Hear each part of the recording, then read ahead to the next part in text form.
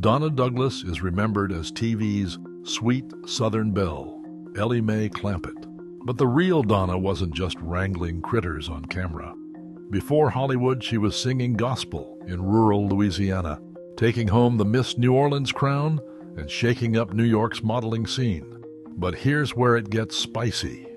Behind that famous smile was the woman who stunned America as the unmasked patient in the Twilight Zone's Eye of the Beholder. And that's just the start. The true story of Donna Douglas is far stranger, riskier, and more surprising than you've ever heard. So what drove her to become Hollywood's ultimate genre bender?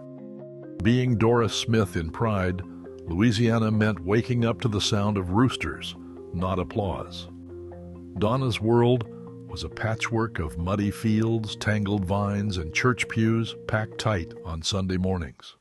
Her family didn't have much, but she had a brother to teach her how to climb trees, shoot straight, and hold her own in a pickup football game. She was the only girl in a sea of roughhousing cousins, and she liked it that way. Dresses were for pageants, not for catching frogs by the creek. Faith wasn't just a Sunday thing for Donna. It was the soundtrack of her childhood. Before she turned 10, she was already leading hymns at revival meetings, her voice ringing out over the congregation. She'd say later that singing gospel gave her courage, and it showed. By her teens, Donna was already turning heads at local beauty contests, not just for her looks, but for the way she could walk a runway and still talk about the best bait for catfish. In 1957, she took home the Miss Baton Rouge crown, and before the year was out, she was crowned Miss New Orleans. The pageant circuit was a world away from farm chores, but Donna brought her grit along with her smile. Judges saw a girl who could charm a crowd and stand her ground, even in a borrowed dress. Every sash she won was proof that a tomboy from the back roads could outshine city girls in sequins. That year, she wasn't just the belle of the ball. She was proof that you could carry your roots with you, all the way to the spotlight. Donna's fearless spirit, built on faith and farm work, was about to take her far beyond Louisiana's parish lines. Donna Douglas packed her dreams and a single suitcase for New York in 1957, trading Louisiana's muddy fields for the clatter and neon of city streets. The Southern charm that won her pageant crowns turned heads in the city, but New York demanded more than a pretty face. Donna hustled her way through modeling gigs, sometimes posing for toothpaste ads or standing on billboards in the biting winter wind. She landed a spot as the letters girl on the Perry Como Show, and soon after became the billboard girl on the Steve Allen Show.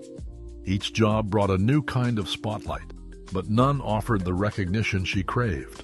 Her name was rarely in the credits, and her face was just one in a crowd. But Donna wasn't afraid to take a risk for something bigger. In 1960, she stepped into a role that would leave a mark on television history, and not the kind her fans expected. Cast as Janet Tyler in the Twilight Zone's Eye of the Beholder, Donna spent most of the episode hidden beneath heavy bandages, her voice dubbed by another actress. The set was cloaked in shadows. Crew members in pig-faced prosthetics shuffled through the hospital corridors, and the mood was tense. Donna later described the experience as claustrophobic, but she stuck with it, trusting the vision of Rod Serling and director Douglas Hise. When the bandages finally came off, the twist hit like a thunderclap. Donna's face was revealed as the standard of beauty in our world, but a horror in the world of the story. That moment, just a few seconds on screen, launched her from anonymous model to national curiosity.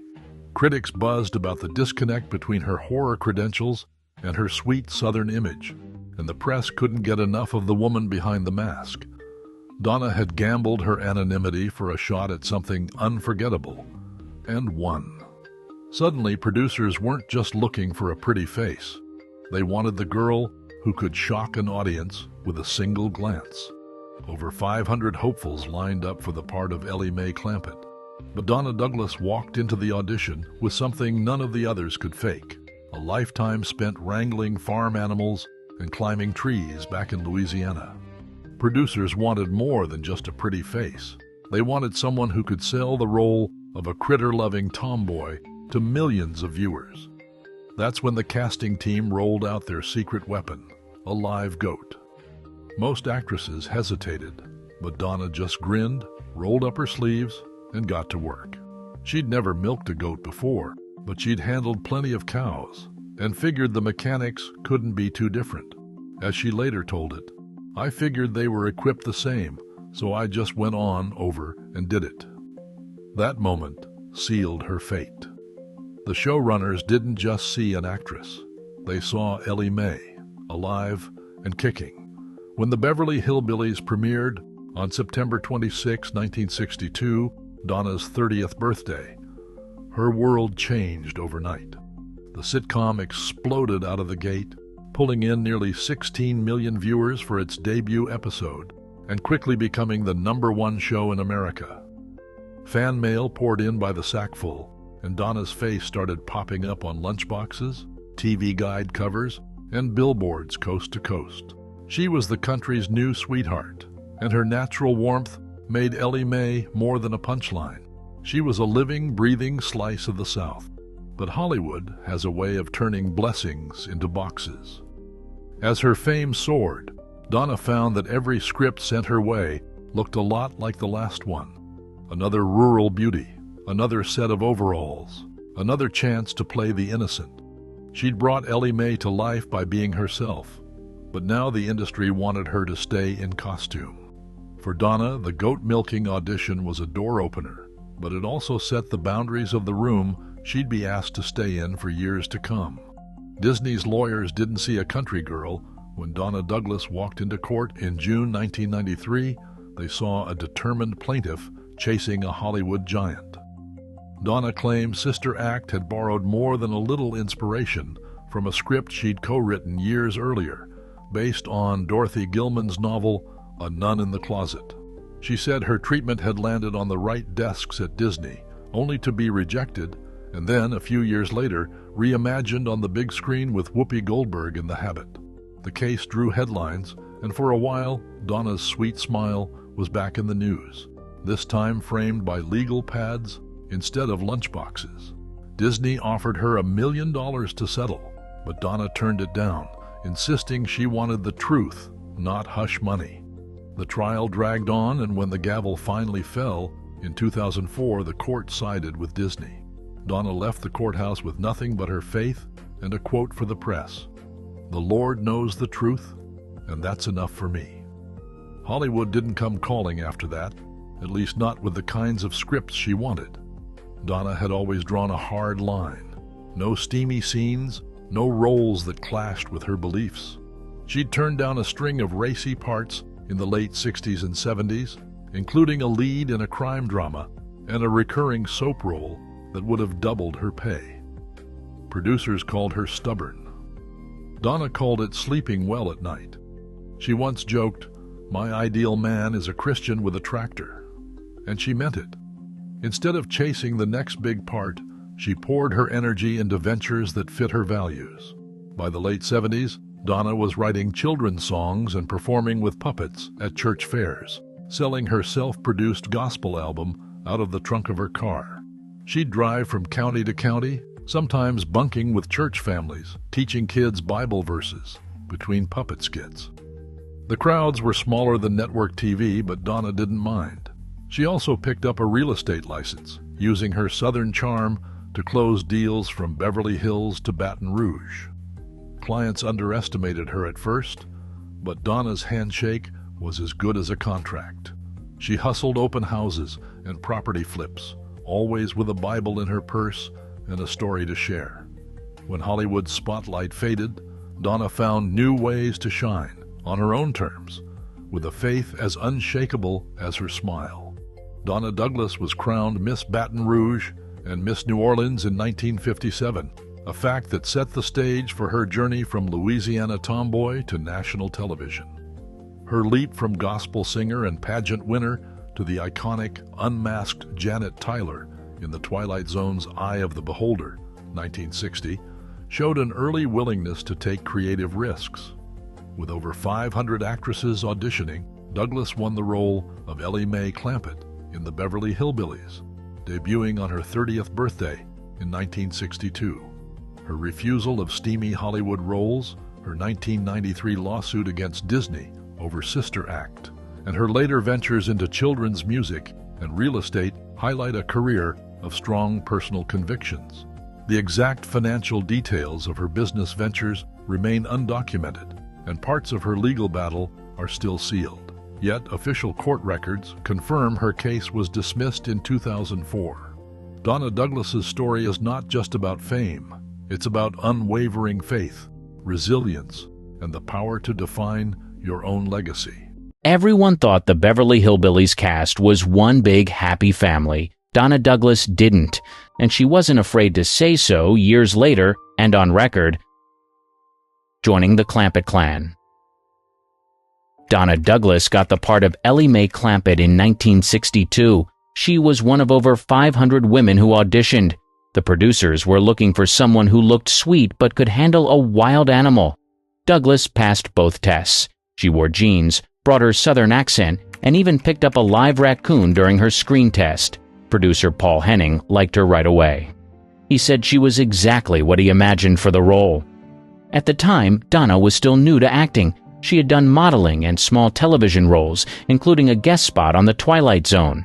But the Beverly Hillbillies was her first major break. The pilot was shot quickly, and CBS almost didn't air it. They thought it was too strange. But when it did air, the ratings exploded. By the third episode, it was the #1 show on television. The success was fast, too fast for some. Douglas later said that once the show took off, the vibe on set changed. In her words, people got serious about the money and the attention. She didn't name names, but she hinted that not everyone handled the spotlight well.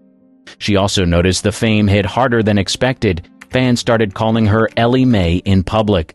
People sent animals to the studio thinking she could take care of them. Donna said she loved the attention at first, but it didn't take long for it to feel like a cage.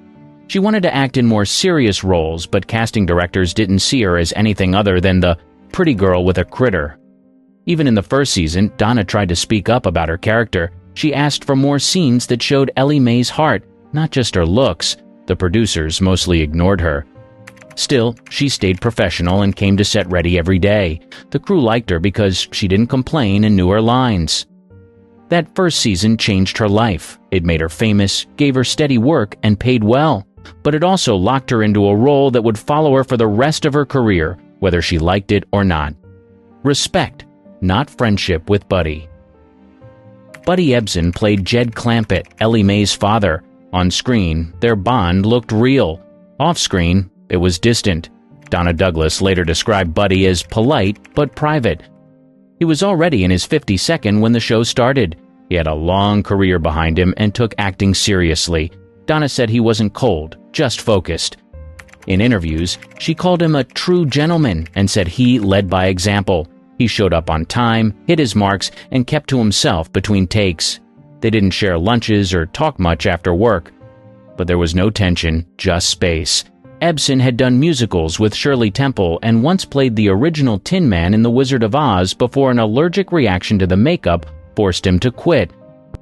He wasn't interested in the Hollywood scene anymore. Donna Douglas later described Buddy Ebsen as a wonderful man, very much like my own father, a quiet, reserved, and caring person, in a 2015 tribute published by Newsner. He didn't joke around like some of the others. He stayed focused and kept to himself between takes. Donna respected that. She also said he treated her like a coworker, not a daughter. There were no hugs or heart-to-hearts, but if she had a line problem or needed advice, he gave it without fuss. He never raised his voice or lost his temper, even when the work dragged. Over the years, fans asked if their bond was real. Donna always gave the same answer: "We worked well together." She never claimed they were close. She never said they fought. She kept it neutral, even in later years when she shared more behind-the-scenes details. When Buddy Ebsen passed away in 2003, Donna released a short statement. She said she was thankful to have worked with a professional who loved the craft.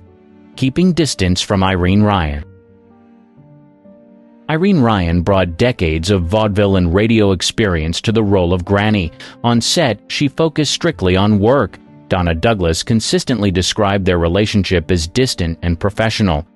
In a 2004 Television Academy interview, Douglas said she didn't really know Irene that well and noted that Ryan came in, did her work, and left. That tone stayed consistent in every interview over the years. Ryan didn't talk much between takes. A camera operator on the show, Paul Henning Jr., confirmed in a 1982 CBS behind-the-scenes special that Ryan preferred quiet and often stayed in her dressing room. She rarely socialized and didn't join group lunches. Ryan was protective of her lines and didn't like improvisation.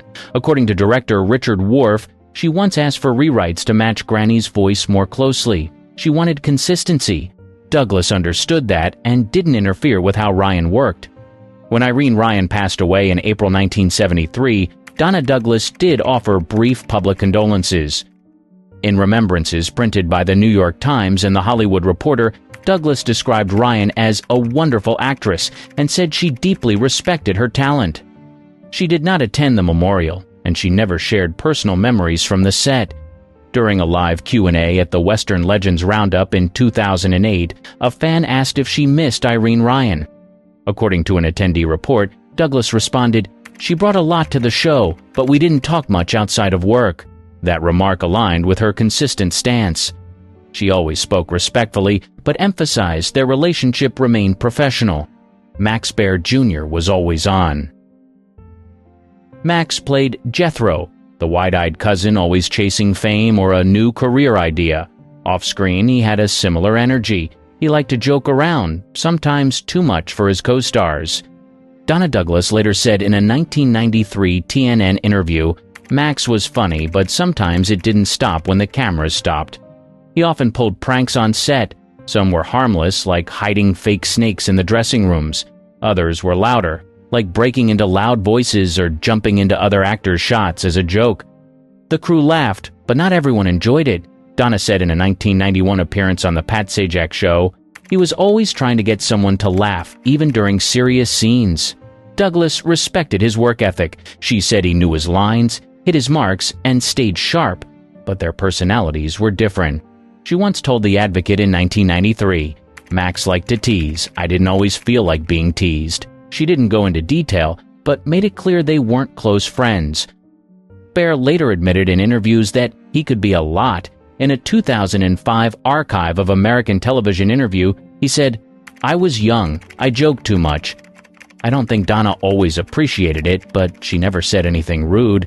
He called her kind and professional and said they respected each other even if they didn't hang out after hours. There was no major conflict between them, but they didn't share the same rhythm. Baer stayed in the comedy lane. Douglas preferred quiet and prayer when off camera. According to a bystander, Max once interrupted one of her Bible readings as a joke. She didn't laugh. He later said he didn't mean any harm but backed off after that. Their working relationship lasted all 9 seasons. They shared the screen often, played off each other well, and made millions laugh. But once the director yelled cut, they mostly went their separate ways. Faith didn't stay off camera. Donna Douglas was open about her Christian faith from the start. During the early years of the Beverly Hillbillies, she brought a Bible to set and often read it during breaks. She later said in a 1994 interview with Christian Life Today, "I wasn't trying to preach. I just needed to stay grounded." Her faith shaped how she worked. She avoided backstage gossip and didn't party with the cast. Co-stars noticed. Some respected it, others kept their distance. In the same 1994 interview, Douglas said, "There were folks who didn't get it. That's fine. I didn't push it on anyone." She was sometimes teased for it. On a television appearance, she recalled people calling her Sister Donna when she chose prayer over small talk. She said it didn't bother her, but she knew she was seen as different. "I was there to do my job," she said, "and part of that job was staying true to who I was." She turned down certain jokes in the script that she felt clashed with her values. Producers usually respected her requests. In one case, she asked for a wardrobe change because a dress felt too revealing. According to a 1986 Television Guide retrospective, the crew adjusted without argument, but noted she was more conservative than most in Hollywood. Douglas also declined interviews with publications she didn't agree with. She stayed away from tabloids and only gave quotes to networks she trusted. Her media presence matched her off-camera life, clean, calm, and faith-based. Later in life, she became a speaker at churches and Christian events. In a 2001 sermon at First Baptist Church in Baton Rouge, she said, "I never stopped praying on set, not once. Even if folks rolled their eyes, I kept on." The cast respected her boundaries, but she did admit to feeling alone sometimes. In a 2003 interview with The Advocate, she said, "They didn't exclude me, but I don't think they understood me either." The role that trapped her. Elly May Clampett made Donna Douglas famous, but that same role limited her career. In the early seasons, she enjoyed the attention. She told Television Guide in 1963, "I'm so grateful. Elly May is good to the bone." The character became a fan favorite. Viewers sent letters. Some even mailed animals, thinking she'd care for them. By the third season, things shifted. Casting agents stopped calling. Donna tried out for other shows, but producers saw only Elly May. She was offered parts that looked exactly like what she was already doing.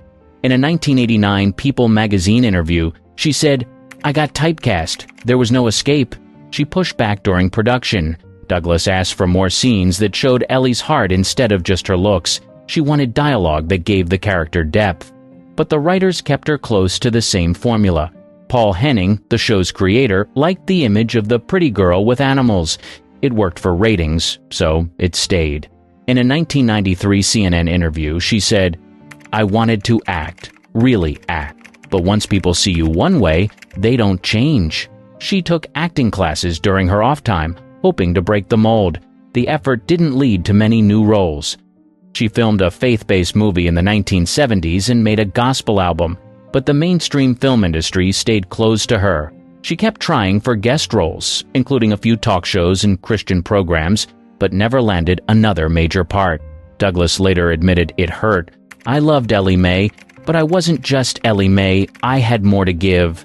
She said the studio didn't do much to help her grow as an actress. She finished every season contract, stayed professional, but saw no path forward. Set tensions behind the camera. By the fourth season of the Beverly Hillbillies, pressure started to build. Ratings were still high, but behind the scenes, not everyone was happy. Donna Douglas stayed quiet about most issues, but in a 1993 Pat Sajak Show appearance, she hinted at tension. There were egos. People wanted credit. That's all I'll say. Pay disputes became a quiet issue.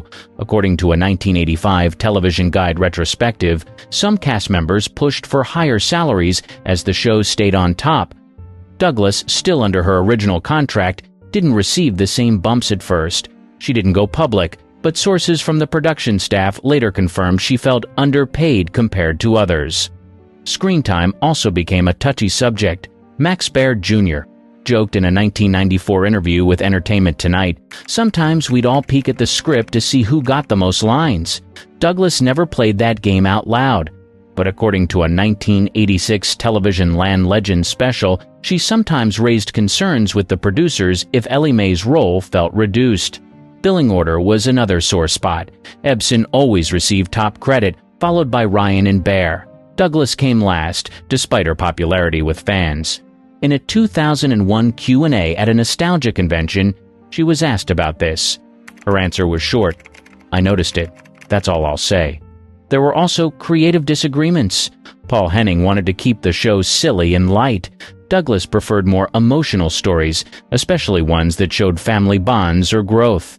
Her requests weren't taken seriously.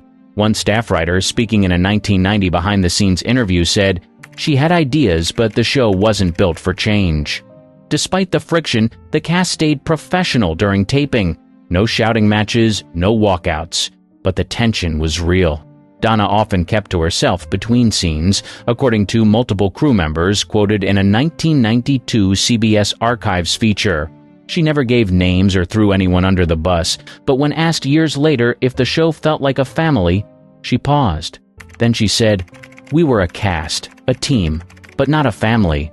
That silence told its own story. The reunion she hesitated to join. In 1981, CBS planned a made-for-TV movie called Return of the Beverly Hillbillies. Donna Douglas was asked to reprise her role as Elly May.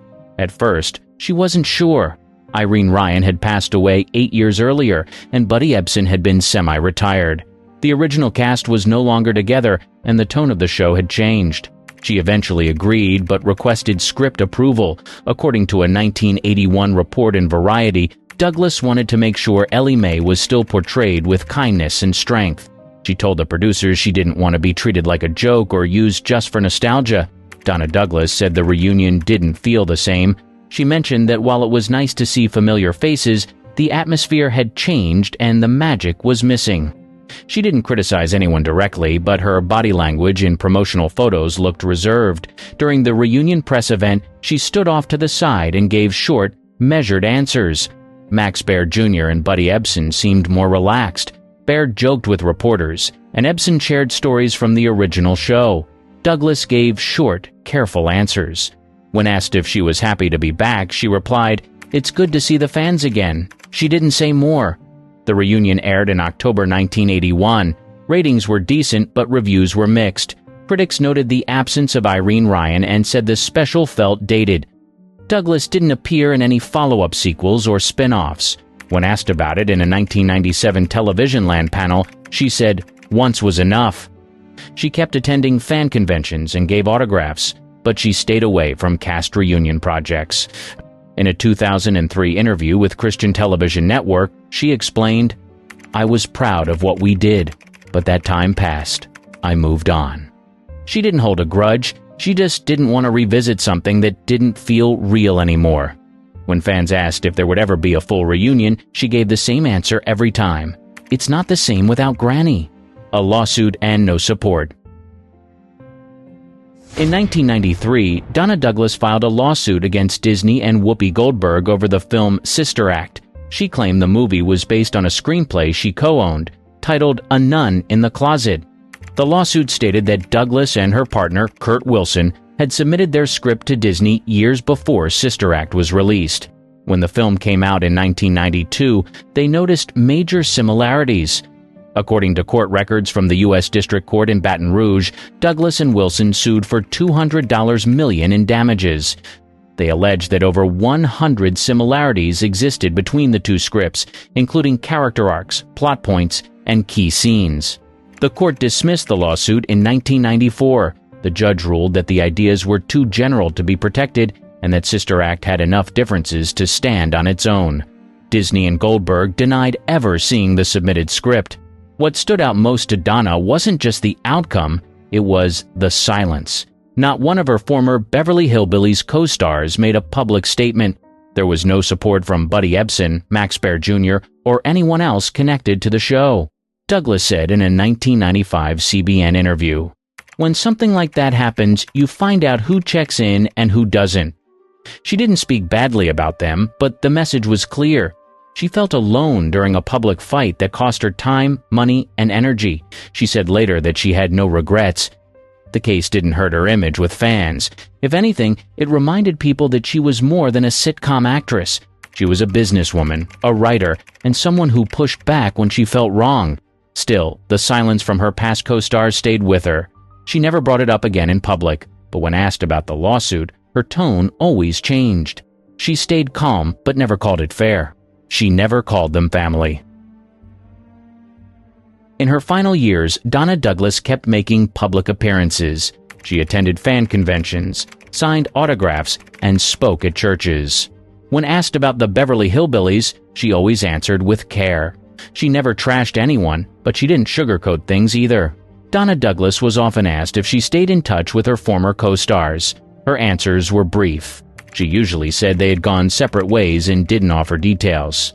She didn't speak negatively, but she didn't pretend there was a bond either. She focused her energy on the fans, not the cast. Douglas gave her last major interview in 2013 to the Baton Rouge Advocate. When asked directly if she kept in touch with Buddy Ebsen or Max Baird Jr., she replied, "Not really. Life moves people apart." It wasn't bitterness, it was honest distance. She praised the fans far more than the cast. In nearly every interview, she thanked viewers for keeping Elly May alive in reruns and memories. She said the letters never stopped, even decades after the show ended. Douglas avoided showbiz events in her final years. She turned down offers to do commentary tracks for DVD releases. She declined interviews for reunion specials. Her focus stayed on faith-based work, charity appearances, and writing devotional material. When asked why she didn't attend more Hillbillies retrospectives, she said, "Some things belong to the past." That quote came from an audience Q&A in Tennessee. No emotion behind it. Just a calm, closed door. She passed away in 2015 at age 82. News outlets mentioned her co-stars, but none gave statements. There were no tributes from former castmates. Max Baird Jr. was the only surviving main cast member, and he stayed silent. Donna never called the cast her second family. She called them professionals. She respected their work. But when fans hoped for warm stories and lifelong bonds, she offered something else: the truth. In an era when speaking one's mind was reserved for the bold, Mae West dared to whisper, then shout her truths into the roaring silence of societal expectation. She was a woman who owned her desires, her wit sharper than the censorship that sought to silence her. With a career that danced daringly on the edge of scandal, West became not just a subject of controversy, but a beacon of unapologetic self-expression. As whispers turned into headlines, Mae West's provocations were not merely for shock value.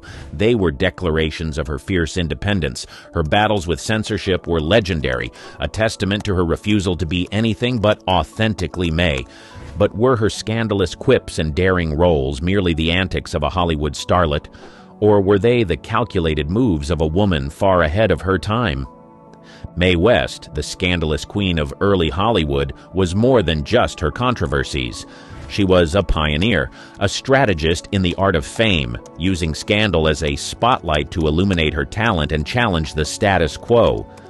This video delves into the life of Mae West, a woman who wielded her wit and sexuality like weapons, cutting through the constraints of her time to leave an indelible mark on Hollywood and beyond.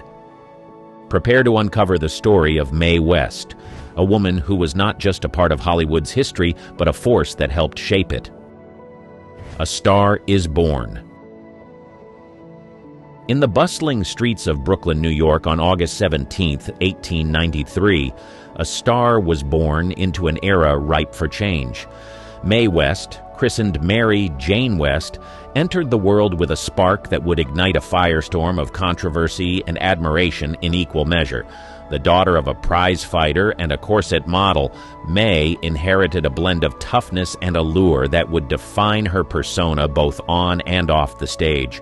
From a young age, Mae was no stranger to the spotlight.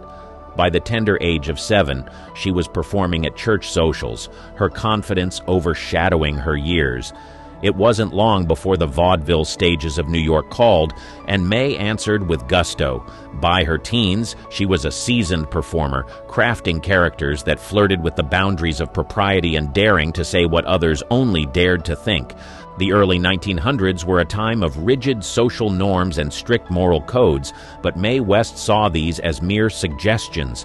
Her first foray into Broadway with the play Sex in 1926 was a bold declaration of her views on sexuality and freedom.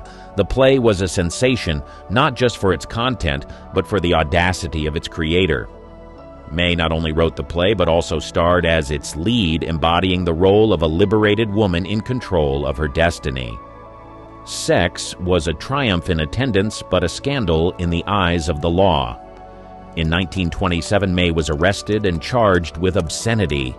The trial was a spectacle, with Mae using the courtroom as yet another stage from which to project her unyielding belief in personal freedom.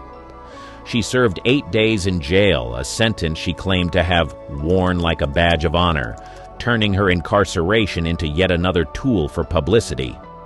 This brush with the law did little to deter Mae. If anything, it solidified her status as a provocateur and a champion of free expression. She returned to Broadway with Diamond Lil in 1928, a play that introduced the world to one of her most enduring characters. Diamond Lil was a flamboyant, savvy woman of the night, traits that would become synonymous with West herself. Mae West's early career was a dance between scandal and success, each step carefully choreographed to challenge the status quo while captivating the public's imagination. She was more than an actress or a playwright. She was a cultural icon in the making, a woman whose name would become etched in the annals of entertainment history.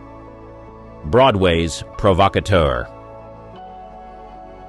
Following the uproar of sex and her brief stint behind bars, Mae West's resolve only strengthened. She returned to the Broadway stage with Diamond Lil in 1928, a production that would cement her status as a theatrical force.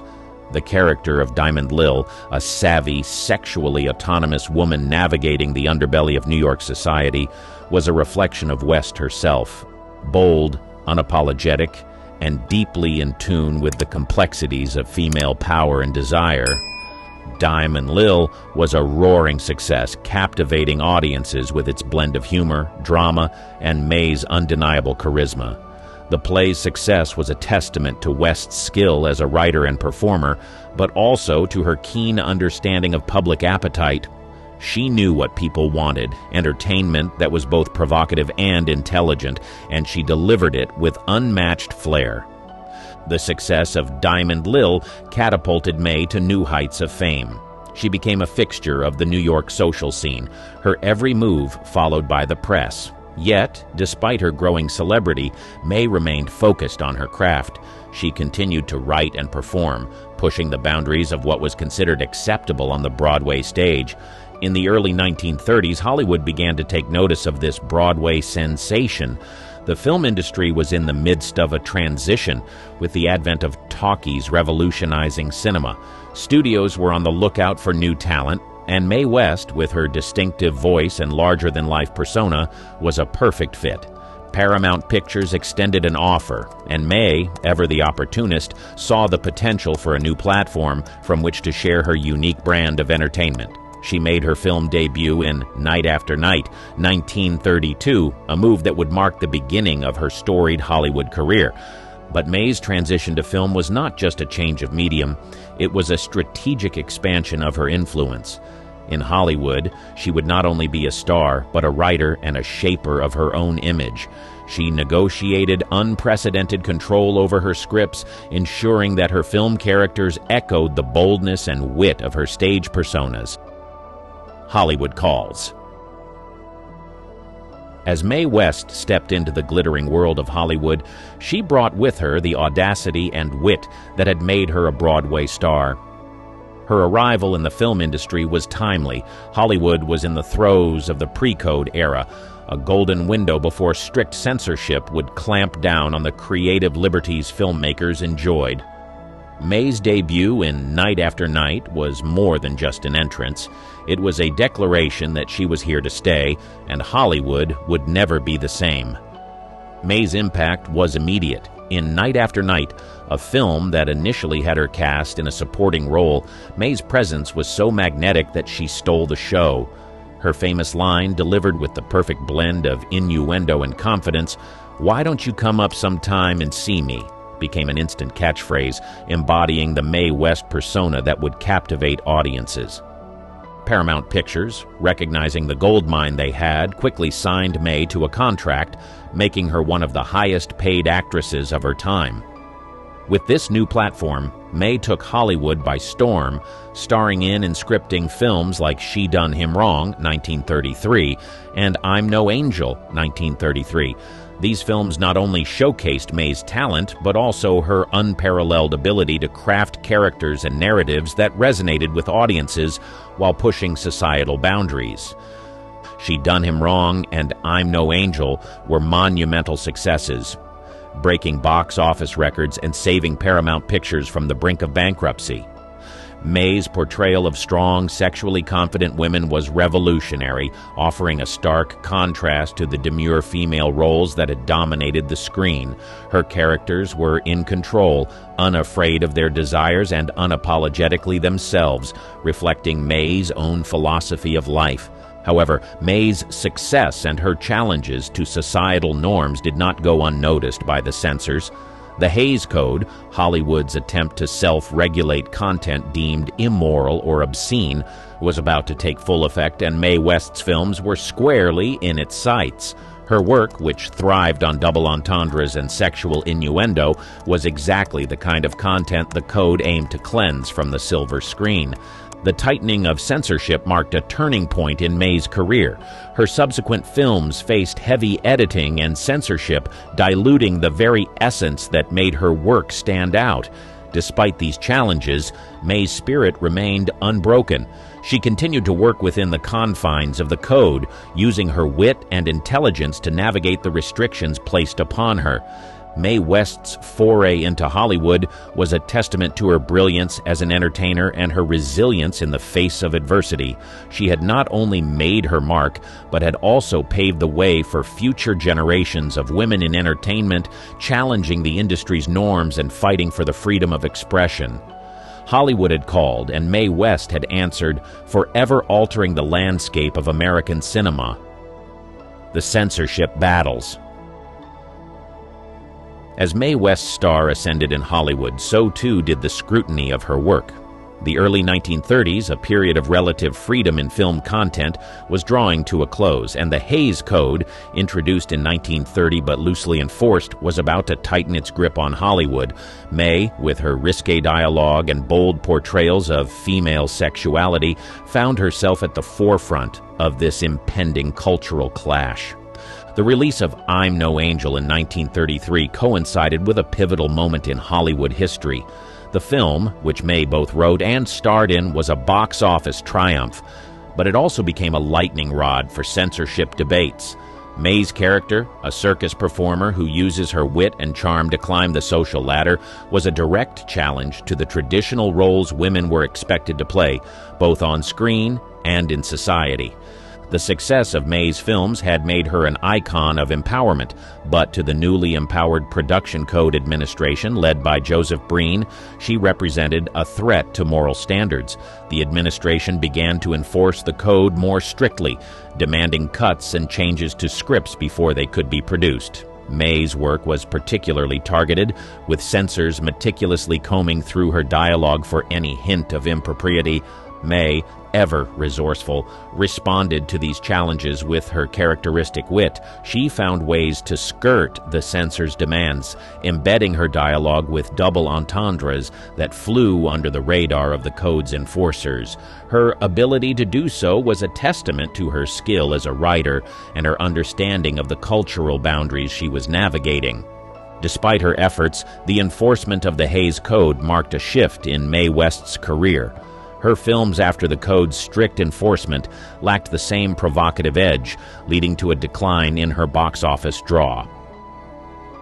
The landscape of American cinema was changing, and Mae, once the queen of innuendo and sexual freedom, found her kingdom increasingly constrained by censorship.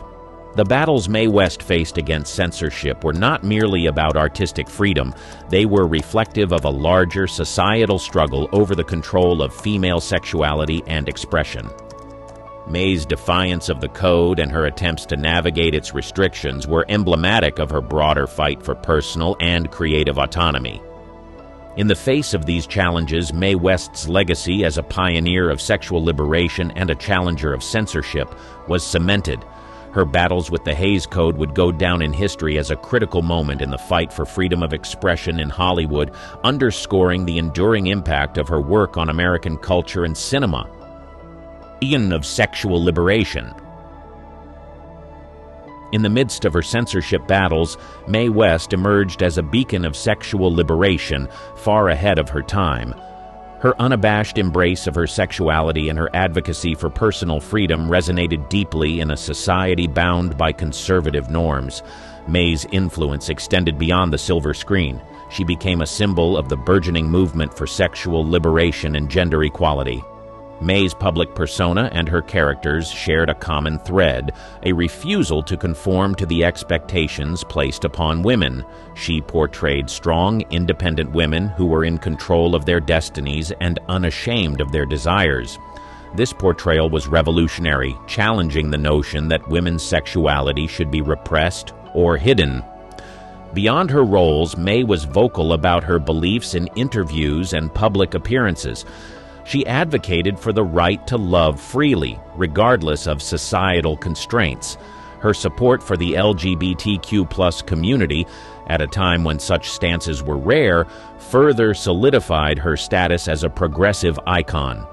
May's mansion in Hollywood became a gathering place for artists, writers, and actors, including those marginalized by mainstream society. May's approach to sexuality was not just about defiance, it was also about empowerment. She believed in the power of self-expression as a means of gaining autonomy and respect. This philosophy was evident in her personal life as well. May's relationships, often with younger men, defied the double standards that celebrated male sexuality while vilifying female desire. The impact of Mae West's advocacy for sexual liberation was profound.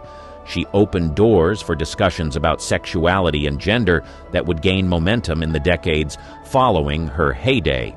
Her legacy in this arena is a testament to her foresight and courage. May understood that the personal was political, and her life was a living example of this principle. The Art of Scandal. Mae West's career was a masterclass in the art of scandal, a delicate dance between controversy and acclaim that she navigated with unparalleled grace.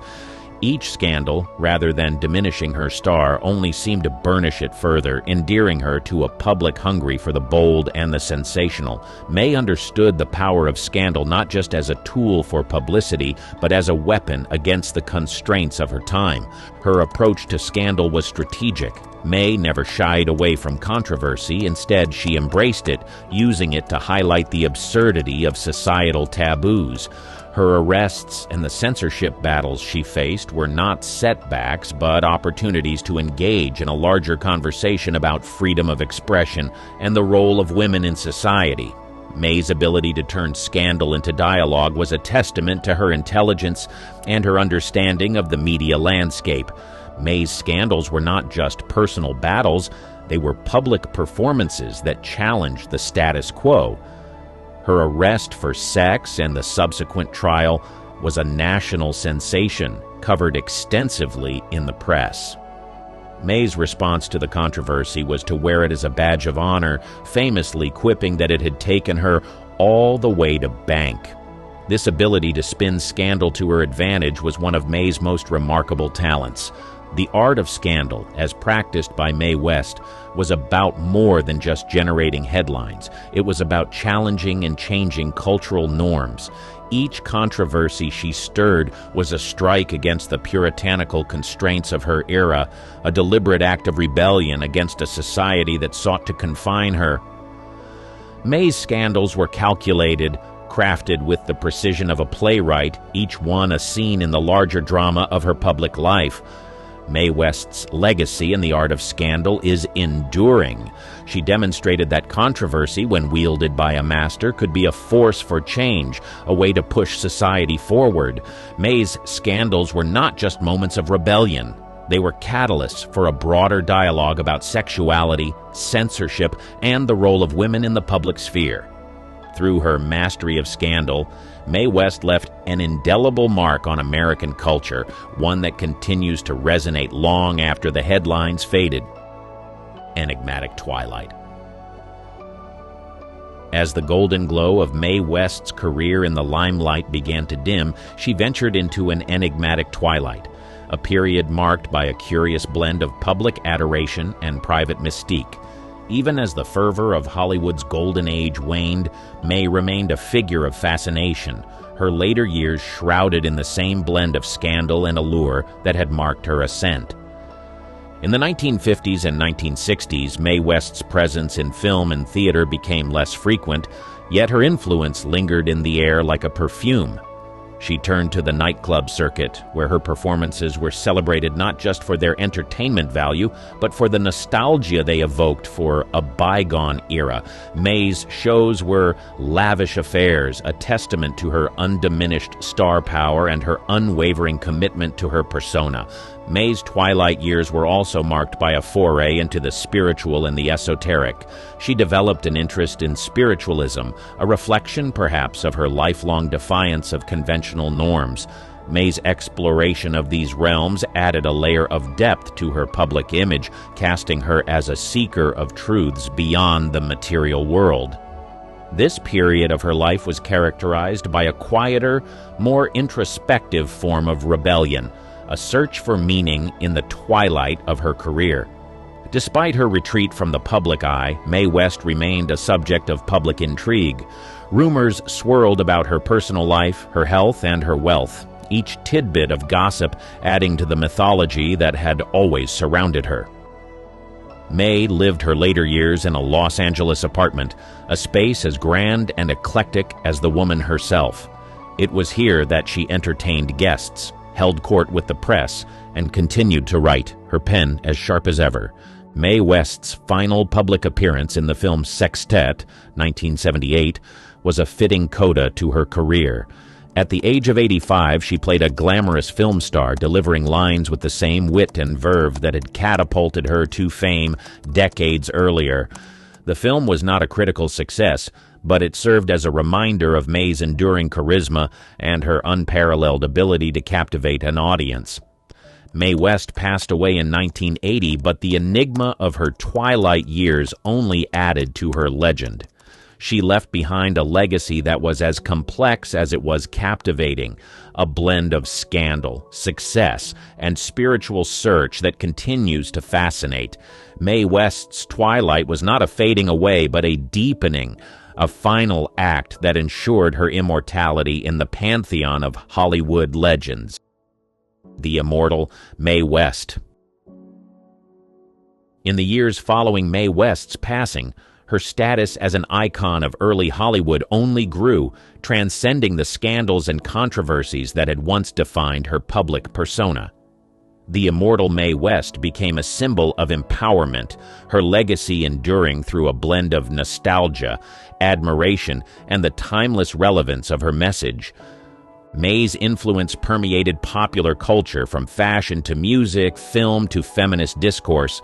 Her signature style, bold, glamorous, and unmistakably Mae, inspired generations of women to embrace their individuality and sexuality with confidence. Designers and stylists drew upon her image, recreating her looks on runways and red carpets, a testament to her lasting impact on fashion. In the realm of entertainment, Mae West's pioneering spirit lived on. Filmmakers and playwrights revisited her work, finding in her films and scripts a rich source of inspiration. Documentaries and biopics explored her life, each attempting to capture the essence of a woman who was as complex as she was charismatic. Her quotes, brimming with wit and wisdom, became part of the lexicon, often cited in discussions about gender, sexuality, and empowerment. The feminist movement, too, found a forebear in Mae West. Scholars and activists looked to her as an early champion of women's rights, celebrating her defiance of societal norms and her advocacy for sexual liberation. Mae's life and work were studied, debated, and celebrated in academic circles, her contributions to the fight for gender equality recognized and revered. Yet for all the public fascination with Mae West, she remained an enigma, a figure shrouded in mystery. Stories of her private life, her relationships, her beliefs, her final days were the subject of speculation and intrigue. Mae had carefully curated her public image, and even in death, she kept the world guessing. Mae West's legacy was not just in the roles she played or the lines she delivered, it was in the lives she touched and the barriers she broke. She had become more than a star. She was a cultural icon, a beacon of boldness, and a symbol of the enduring power of individuality. The immortal Mae West lived on, her legacy a testament to the extraordinary life she had led and the indelible mark she had left on the world.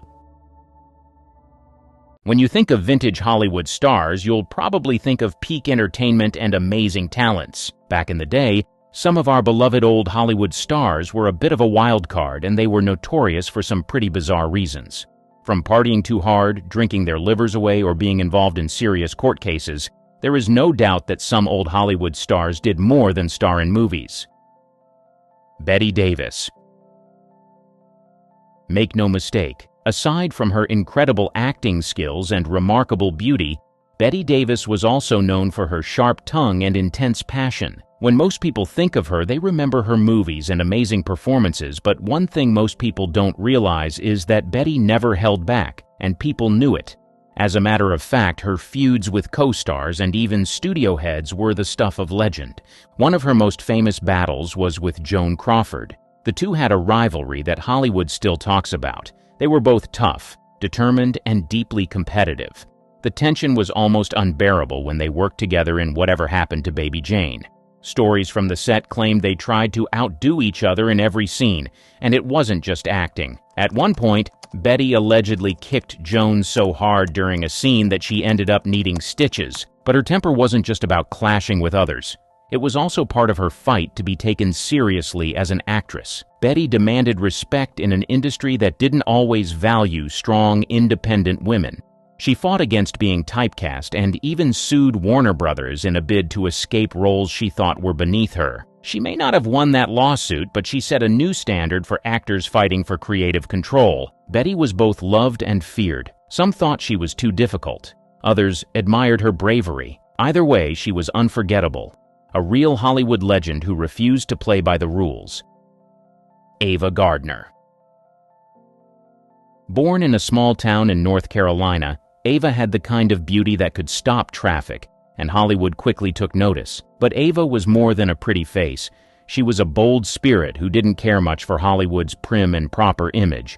She did what she wanted and with whom she wanted, and she didn't care who talked about it. Her love life was legendary, and the tabloids followed her every move. Ava's romances were as intense as she was, with 3 high-profile marriages that kept the press and her fans guessing. Her first marriage was to Mickey Rooney, who, at the time, was one of the biggest stars around. But it was a rocky start to her love life. They were barely together a year before they split. Next came bandleader Artie Shaw, who was smart and confident, maybe a little too much for Ava. She'd later call him one of the biggest mistakes of my life, and they divorced within a year.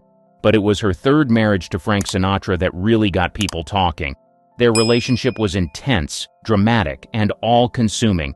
They fought hard, loved harder, and became one of Hollywood's most famous couples.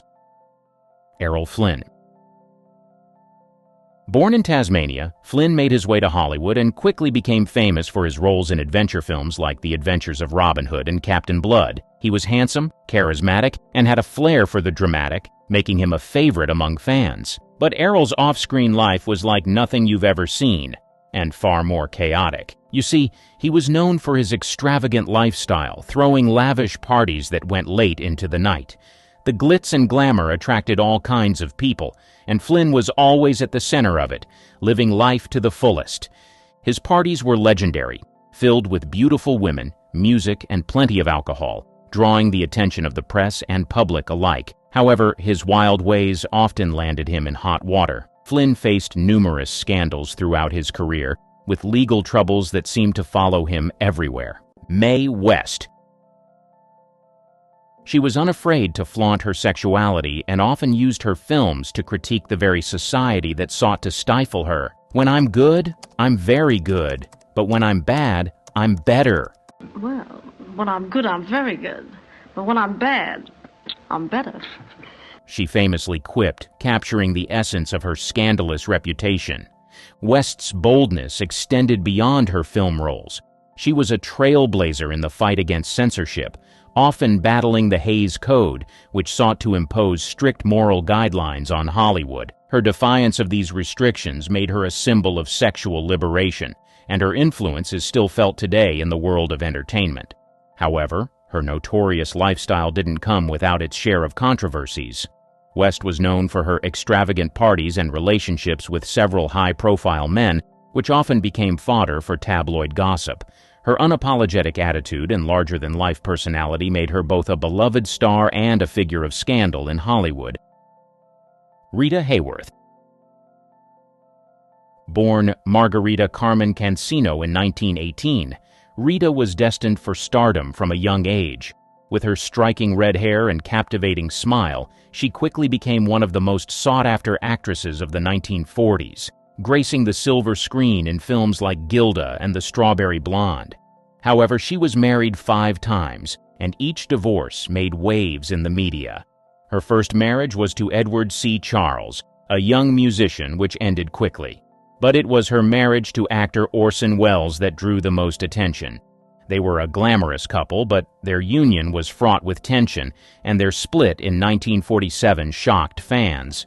But again, one of the most talked-about aspects of her life was her marriage to Prince Ali Khan, the son of the Aga Khan. Their whirlwind romance captivated the press, but the marriage was rocky from the start. It was marked by tabloid scandals and rumors of infidelity, ultimately leading to their divorce in 1953. The marriage's fallout was especially harsh on Rita, who was deeply in love with the prince. Orson Welles.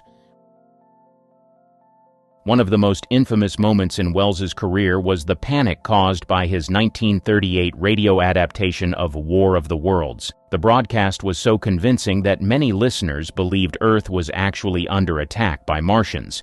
This led to widespread panic and outrage, catapulting Welles into the spotlight as both a genius and a provocateur. While the stunt showcased his innovative storytelling, it also earned him a reputation for pushing boundaries without concern for the consequences.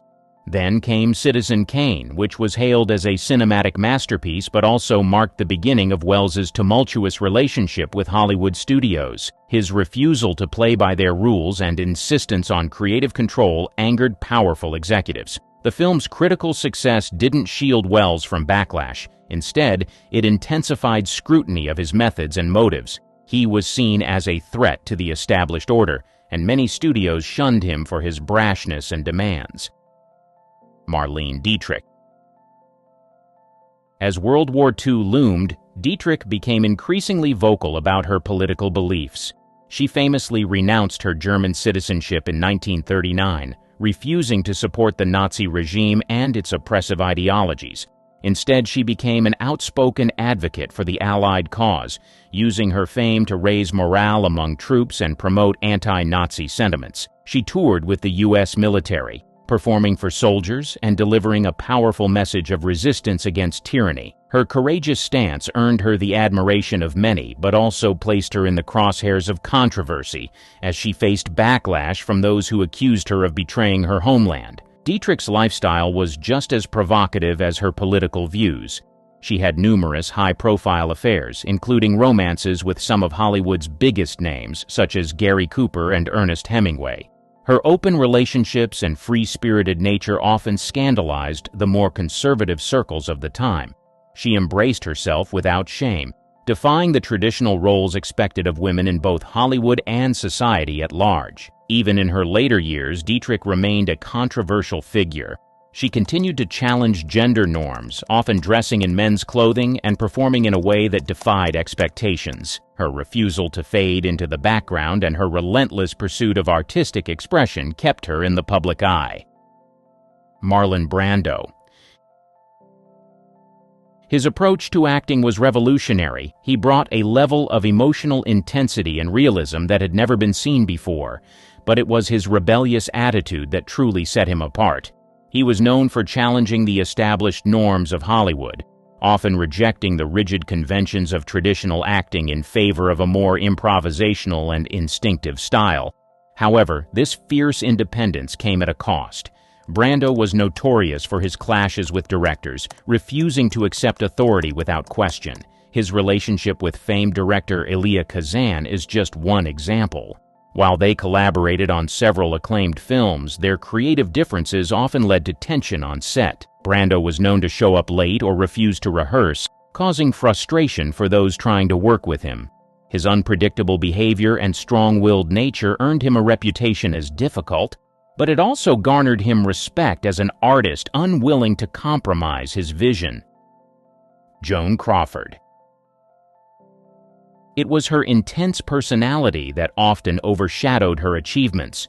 She was known for her high expectations, both for herself and those around her, leading to a reputation for being difficult to work with. Her perfectionism on set sometimes resulted in clashes with directors and co-stars, making her a controversial figure in Hollywood. But perhaps the most notorious aspect of Crawford's life was her fraught relationship with her daughter, Christina. The two were often at odds, and their strained connection was exacerbated by Crawford's relentless drive for success and control. After Crawford's death in 1977, Christina published a tell-all memoir titled Mommy Dearest, which exposed the darker side of their relationship.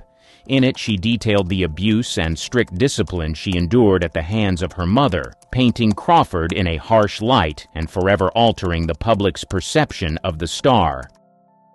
Zsa Zsa Gabor. Known for her extravagant taste and love for luxury, Gabor's lifestyle was filled with lavish parties, opulent homes, and designer gowns. She often flaunted her wealth, showcasing her love for the finer things in life, from jewelry to lavish vacations. Her public appearances were marked by her stunning looks and dramatic flair, and she never missed an opportunity to make a statement, whether it was her fashion choices or her witty, sometimes outrageous remarks. Despite her glamorous exterior, Gabor's life was not without its controversies. She was often involved in legal disputes, including a notorious incident in 2005 when she was arrested for hitting a police officer with her car. This scandal only added to her reputation as a woman who lived by her own rules, unafraid of the consequences. In addition to her personal life, Gabor's career included numerous film and television roles, but her true talent lay in her ability to captivate the public's imagination. She was a master of self-promotion and embraced her identity as a celebrity, often playing up her image as a glamorous diva. Hedy Lamarr. What makes Lamarr truly notorious is her extraordinary contributions to science and technology. During World War II, she co-invented a frequency-hopping spread-spectrum technology that was initially intended to help the Allied forces by preventing enemy jamming of torpedo guidance systems. While her invention was not immediately recognized, it laid the groundwork for modern wireless communication, including Bluetooth and Wi-Fi. Despite her significant contributions, Lamarr's genius often went unacknowledged during her lifetime, overshadowed by her Hollywood persona. Her life was also marked by a series of relationships and scandals that kept her in the headlines. Lamarr was married 6 times, and her personal life was filled with drama, including high-profile divorces and romantic entanglements. She was known for her fiery spirit and independence, which sometimes led to conflicts with her partners and Hollywood insiders. Ann Sheridan. Her reputation as the oomph girl was no accident. She was fully aware of the power of her allure. She embraced her sex appeal, often playing strong female characters who were confident in their own skin. This combination of beauty and strength made her a trailblazer in an era when women were often relegated to stereotypical roles. She was known for her quick wit and no-nonsense attitude, which set her apart from many of her contemporaries. But it was her frankness about the industry that made Sheridan particularly notorious. She was unafraid to speak her mind, often criticizing the Hollywood system and the treatment of actresses. In an era when many women were expected to remain silent about their experiences, Sheridan broke the mold, openly discussing the challenges of being a woman in a male-dominated industry. Her candidness garnered both admiration and controversy, as she navigated the often treacherous waters of fame with a bold and unapologetic attitude. Sheridan's love life was as colorful as her career. She had several high-profile romances, but her brief marriage to actor George Brent is one of the most talked-about chapters of her personal life. Their marriage, which lasted less than a year, was filled with passionate highs and dramatic lows, reflecting the tumultuous nature of Hollywood relationships at the time. Sheridan's romantic escapades often made headlines. Jack Lemmon. Despite his wholesome image, Lemmon was known for enjoying a drink, and his relationship with alcohol was tumultuous.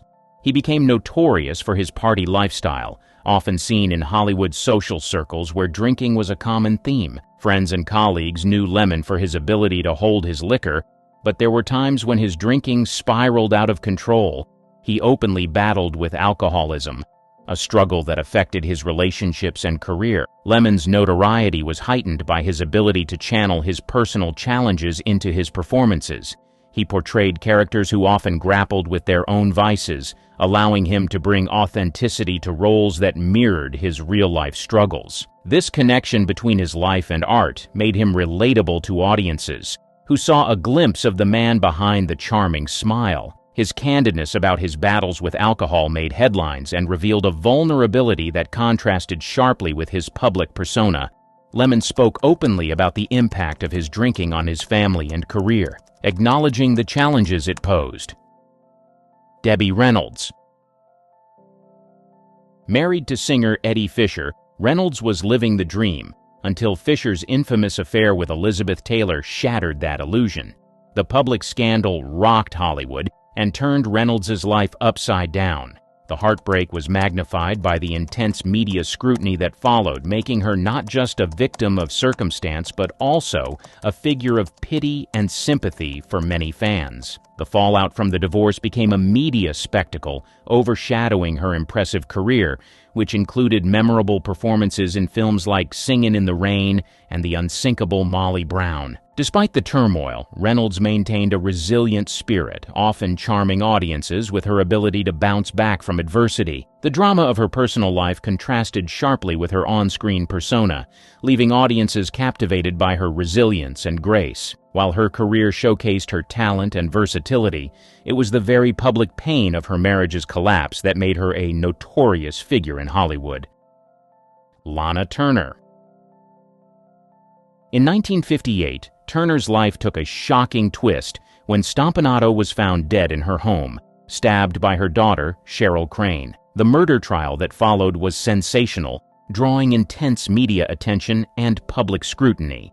The details of the case, including the tumultuous nature of Turner's relationship with Stompanato, captivated the nation and painted a portrait of a star whose glamorous exterior masked a life filled with drama and chaos. Johnny Stompanato.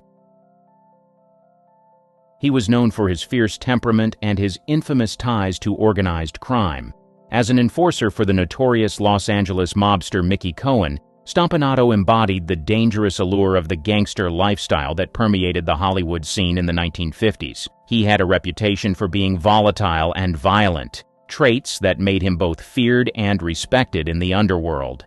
However, it was his tumultuous relationship with actress Lana Turner that thrust him into the spotlight and made him a household name. Their affair was passionate and fraught with drama, drawing intense media attention. Turner, a glamorous star with a career marked by iconic films, found herself entangled with a man whose violent tendencies posed significant risks. The public was fascinated by their relationship, which seemed to oscillate between romance and danger. The story took a tragic turn in April 1958 when Stompanato was fatally stabbed in Turner's home by her teenage daughter, Cheryl Crane. George Raft. It's said that Raft often mingled with gangsters and was known to attend their lavish parties, blurring the lines between his on-screen roles and his off-screen life. This connection to the criminal underworld not only enhanced his tough guy image, but also fueled speculation about whether he was living out a script of his own in the dangerous streets of Los Angeles. His Hollywood persona and his ties to gangsters intertwined in ways that captivated the public. Stories circulated about Raft being approached by mobsters for favors or to finance their schemes, leading many to question whether he was just acting or if he was a player in the real-life drama of organized crime. While Raft often denied any wrongdoing or deep involvement with the mob, the whispers and rumors never truly faded. Sharon Tate.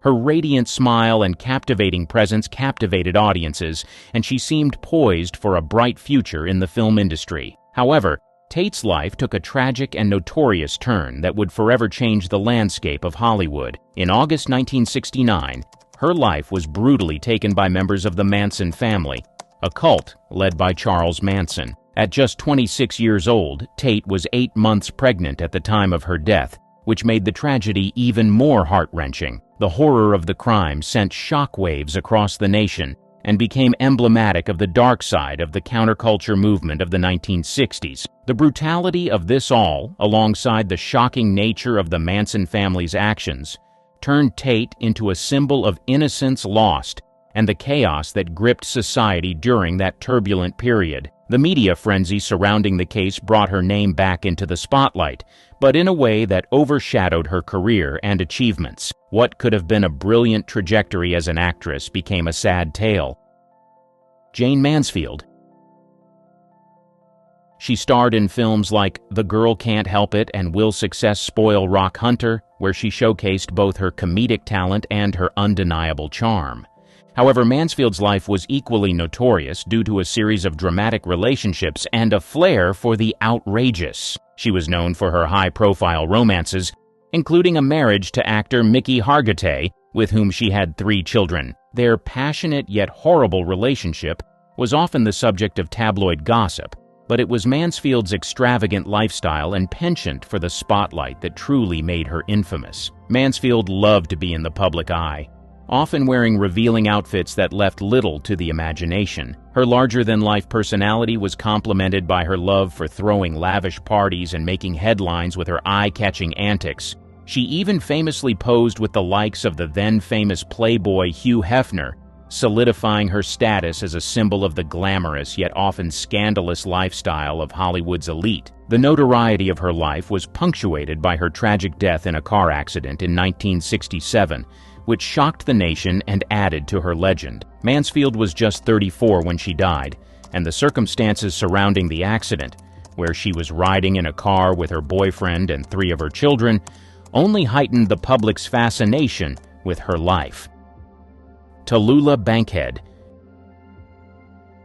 She was known to throw wild parties that often spilled over into all-night affairs, filled with laughter, music, and an excess of alcohol. Her heavy drinking was legendary, and she openly embraced a lifestyle that would shock the conservative society of her time. Whether she was making headlines for her relationships with prominent men in Hollywood or her romantic entanglements with women, Bankhead lived life on her own terms, often disregarding the judgment of others. Her defiance didn't stop at her personal life.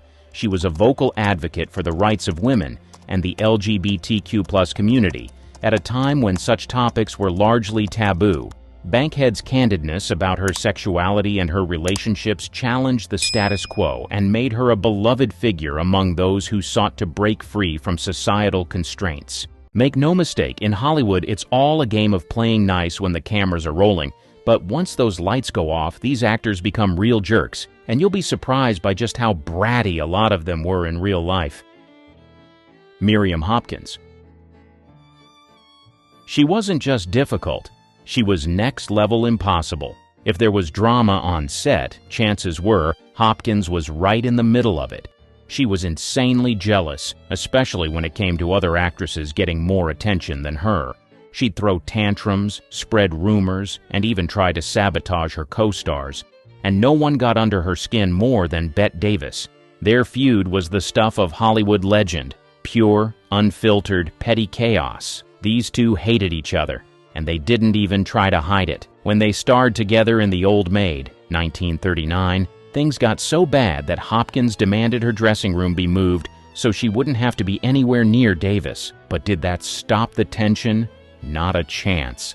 They fought constantly, stealing scenes from each other, throwing insults, and making the set a living hell for everyone else. Hopkins was convinced Davis was out to steal her thunder, which, to be fair, she kind of did, and Davis thought Hopkins was a manipulative, backstabbing diva. Constance Bennett. Elegant, glamorous, and an absolute snob, she was insufferable. She carried herself like she was above everyone else, and if you weren't a director or a leading man, she barely acknowledged your existence. Crew members, assistants, extras, she treated them like furniture, and don't even think about making her wait. She expected people to be at her service 24/7, but when it was time for her to do a scene, oh, suddenly she was in no rush. She'd show up late, take forever in hair and makeup, and then act annoyed when anyone dared suggest she hurry up. Sure, she was glamorous. Sure, she had talent. but her snobby, entitled attitude made her one of the worst to work with.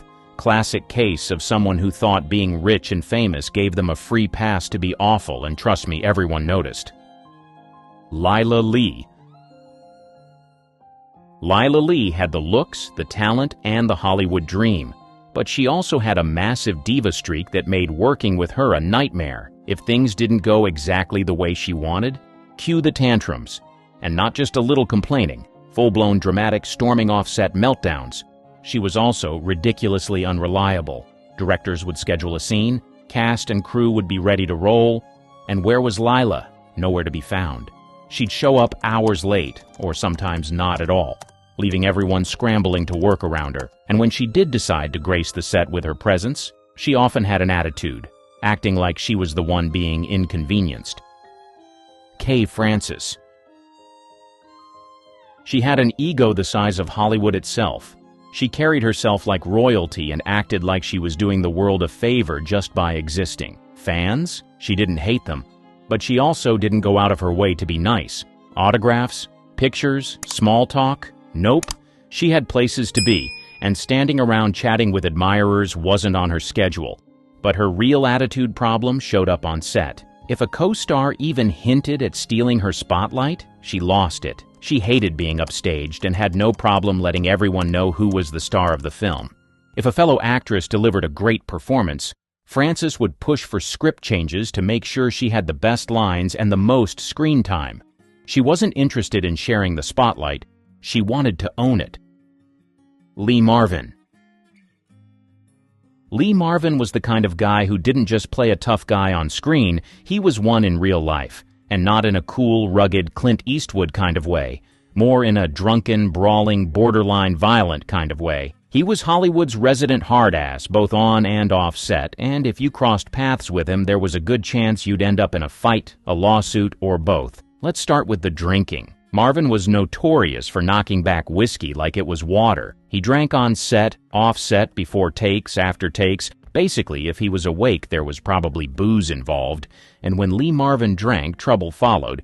He picked fights constantly, usually with anyone who dared to look at him the wrong way. One of his most famous bar brawls happened in the 1960s when he got into it with a guy at a restaurant in New York. Marvin, in classic Marvin fashion, beat the hell out of the guy, so badly that he was actually arrested for disorderly conduct. And this wasn't a one-time thing. He was known for getting into drunken scuffles all over Hollywood, from swanky bars to dive joints where he probably should have known better. But if you think he just kept the fights between himself and other men, think again. Marvin was terrible to women.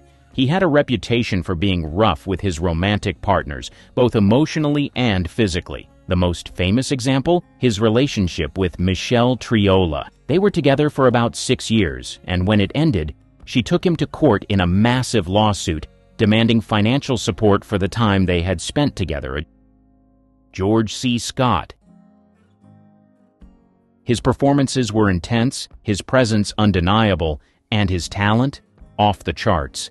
But when the cameras weren't rolling, he was an absolute nightmare. Scott had a temper that could explode at any moment, and he didn't care who was on the receiving end. Directors, co-stars, producers, if you were in his way or dared to disagree with him, you were in for a very bad time. He was belligerent, aggressive, and unpredictable, making him one of the most difficult actors to work with in Hollywood. But the worst of it? His violent streak extended beyond movie sets. His relationship with Ava Gardner was a disaster, a dangerous one.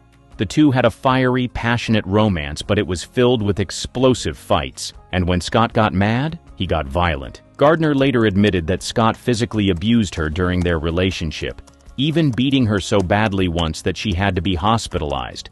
And this wasn't just a one-time incident. His drinking made everything worse, and when he was drunk, his rage became even more uncontrollable. Even after Ava finally got away from him, Scott's reputation for having a dangerous temper followed him everywhere. His alcoholism only made things more unpredictable. He'd show up to sets drunk, get into shouting matches with directors, and throw fits when things didn't go his way. He hated authority, and if a producer or studio executive tried to tell him what to do, he'd lose it. One of his most famous blow-ups was during Patton, the film that won him an Oscar. You'd think that kind of recognition would make him grateful, right? Nope. Scott refused to accept the award, calling the whole Academy Awards ceremony a meat parade. He didn't just skip the event. He straight up rejected the honor, which was basically unheard of at the time. Sure, it was his way of sticking it to the industry, but it also reinforced just how difficult and defiant he was. Marie Dressler. She was a total nightmare. She had a reputation for being incredibly demanding, and if you didn't meet her high expectations, she'd let you know, loudly, rudely, and without an ounce of patience. She didn't just have diva moments. She had full-on superiority complex vibes. Co-stars? She didn't see them as equals. She saw them as supporting players in the great production that was Marie Dressler's career. If you were lucky, she'd ignore you. If you were unlucky, she'd make your life hell. She had no problem belittling actors she didn't think were on her level, and if she didn't like you, forget it. She'd gossip, complain, or even push for you to be replaced. And let's talk about her attitude toward directors and producers. Most actors at least pretended to be cooperative. Dressler, not so much. Joan Bennett. If she didn't think you were up to her standards, she had zero patience for you and wasn't afraid to make it known. She had a sharp tongue and could cut someone down with a single withering remark. There was the time she completely humiliated a young actress on set. While filming The Macumber Affair, 1947, with Gregory Peck, Bennett reportedly made snide remarks about a lesser-known actress in the cast, dismissing her as just another pretty face who didn't deserve to share the screen with real actors. She wasn't the kind of star to take newcomers under her wing. If anything, she saw them as competition and treated them accordingly. Robert Mitchum. Mitchum was the ultimate Hollywood bad boy, effortlessly cool, ridiculously talented, and completely indifferent to the rules. While other actors played the game, Mitchum barely acknowledged that there was a game. He didn't just not care about Hollywood's rules, he actively mocked them. He was combative, sarcastic, and downright disrespectful to directors, producers, and pretty much anyone who tried to tell him what to do. He'd show up late, refuse to take things seriously, and sometimes flat out ignore instructions. When a journalist once asked him about acting, he famously shrugged and said, "It sure beats working." That was his attitude. Hollywood was just a paycheck, and he had no interest in playing the star. Then there was his criminal record. In 1948, he was arrested for drug possession, a huge scandal at the time. He served time in jail, and while it could have ruined his career, he brushed it off like it was nothing.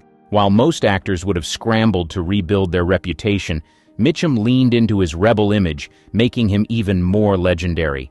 His personal life was just as wild. He drank excessively, got into bar fights, and was known for his wandering eye, despite being married for over 50 years.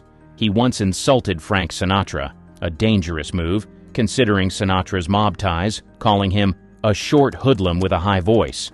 Lucky for him, Sinatra let it slide. James Cagney.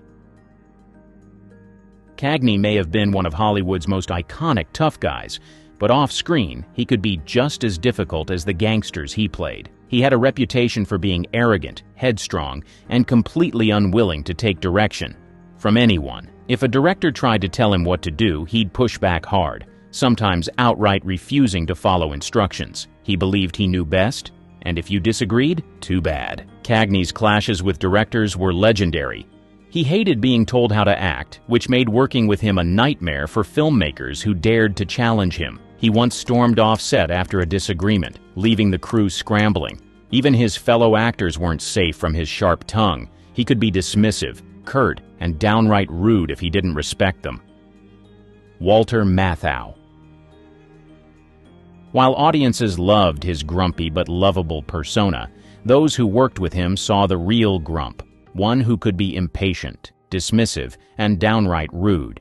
His difficult attitude made him a challenge on set, proving that sometimes life really does imitate art. One of his worst habits was talking down to those he considered beneath him. Crew members, assistants, and even younger actors often bore the brunt of his sharp tongue. He had little patience for delays, mistakes, or anything that disrupted his workflow, and he wasn't shy about making his frustrations very clear. His temper was another issue. While he wasn't necessarily violent, he had a tendency to snap at people over the smallest things. Directors who tried to give him too many notes, he'd roll his eyes, argue, or just flat out ignore them. Co-stars who needed multiple takes, he'd grumble and make passive-aggressive comments under his breath. Even his longtime friend and co-star Jack Lemmon, one of the few people who could tolerate him, admitted that Matthau could be difficult. Their on-screen chemistry was legendary, but off-camera, Lemmon often had to play peacemaker when Mathau's attitude got out of hand. Spencer Tracy. Spencer was one of Hollywood's most respected actors, but behind the scenes he was a mess. A heavy drinker with a nasty temper, he could be moody, cruel, and downright unbearable to those around him, especially to the people who cared about him the most. Tracy was a functioning alcoholic, but just barely. He'd show up to set hungover or still drunk from the night before, making life miserable for co-stars and directors.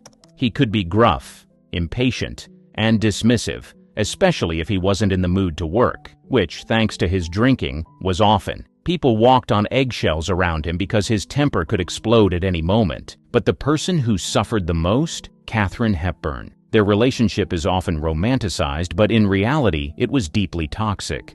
Tracy was emotionally distant, unpredictable, and often cruel to her. She put up with his drinking, his rage, and his self-destructive tendencies, sacrificing her own happiness to take care of him. He, in turn, gave her very little. He refused to leave his wife for her, despite their marriage being long dead, and he'd disappear on benders, leaving Hepburn to pick up the pieces. Frederick March. March had a reputation for being inappropriate with women on set. He was known for making unwanted advances, being overly touchy, and sometimes behaving in a way that made his female co-stars uncomfortable. His behavior wasn't just rumors.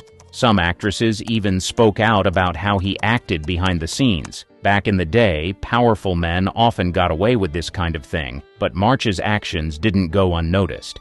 Despite being a talented actor, his off-screen behavior left a bad impression on many people who worked with him. Tyrone Power. He was constantly involved with different women, but he didn't always treat them well. On top of that, he also had a habit of jumping from one relationship to the next, leaving a trail of broken hearts behind him.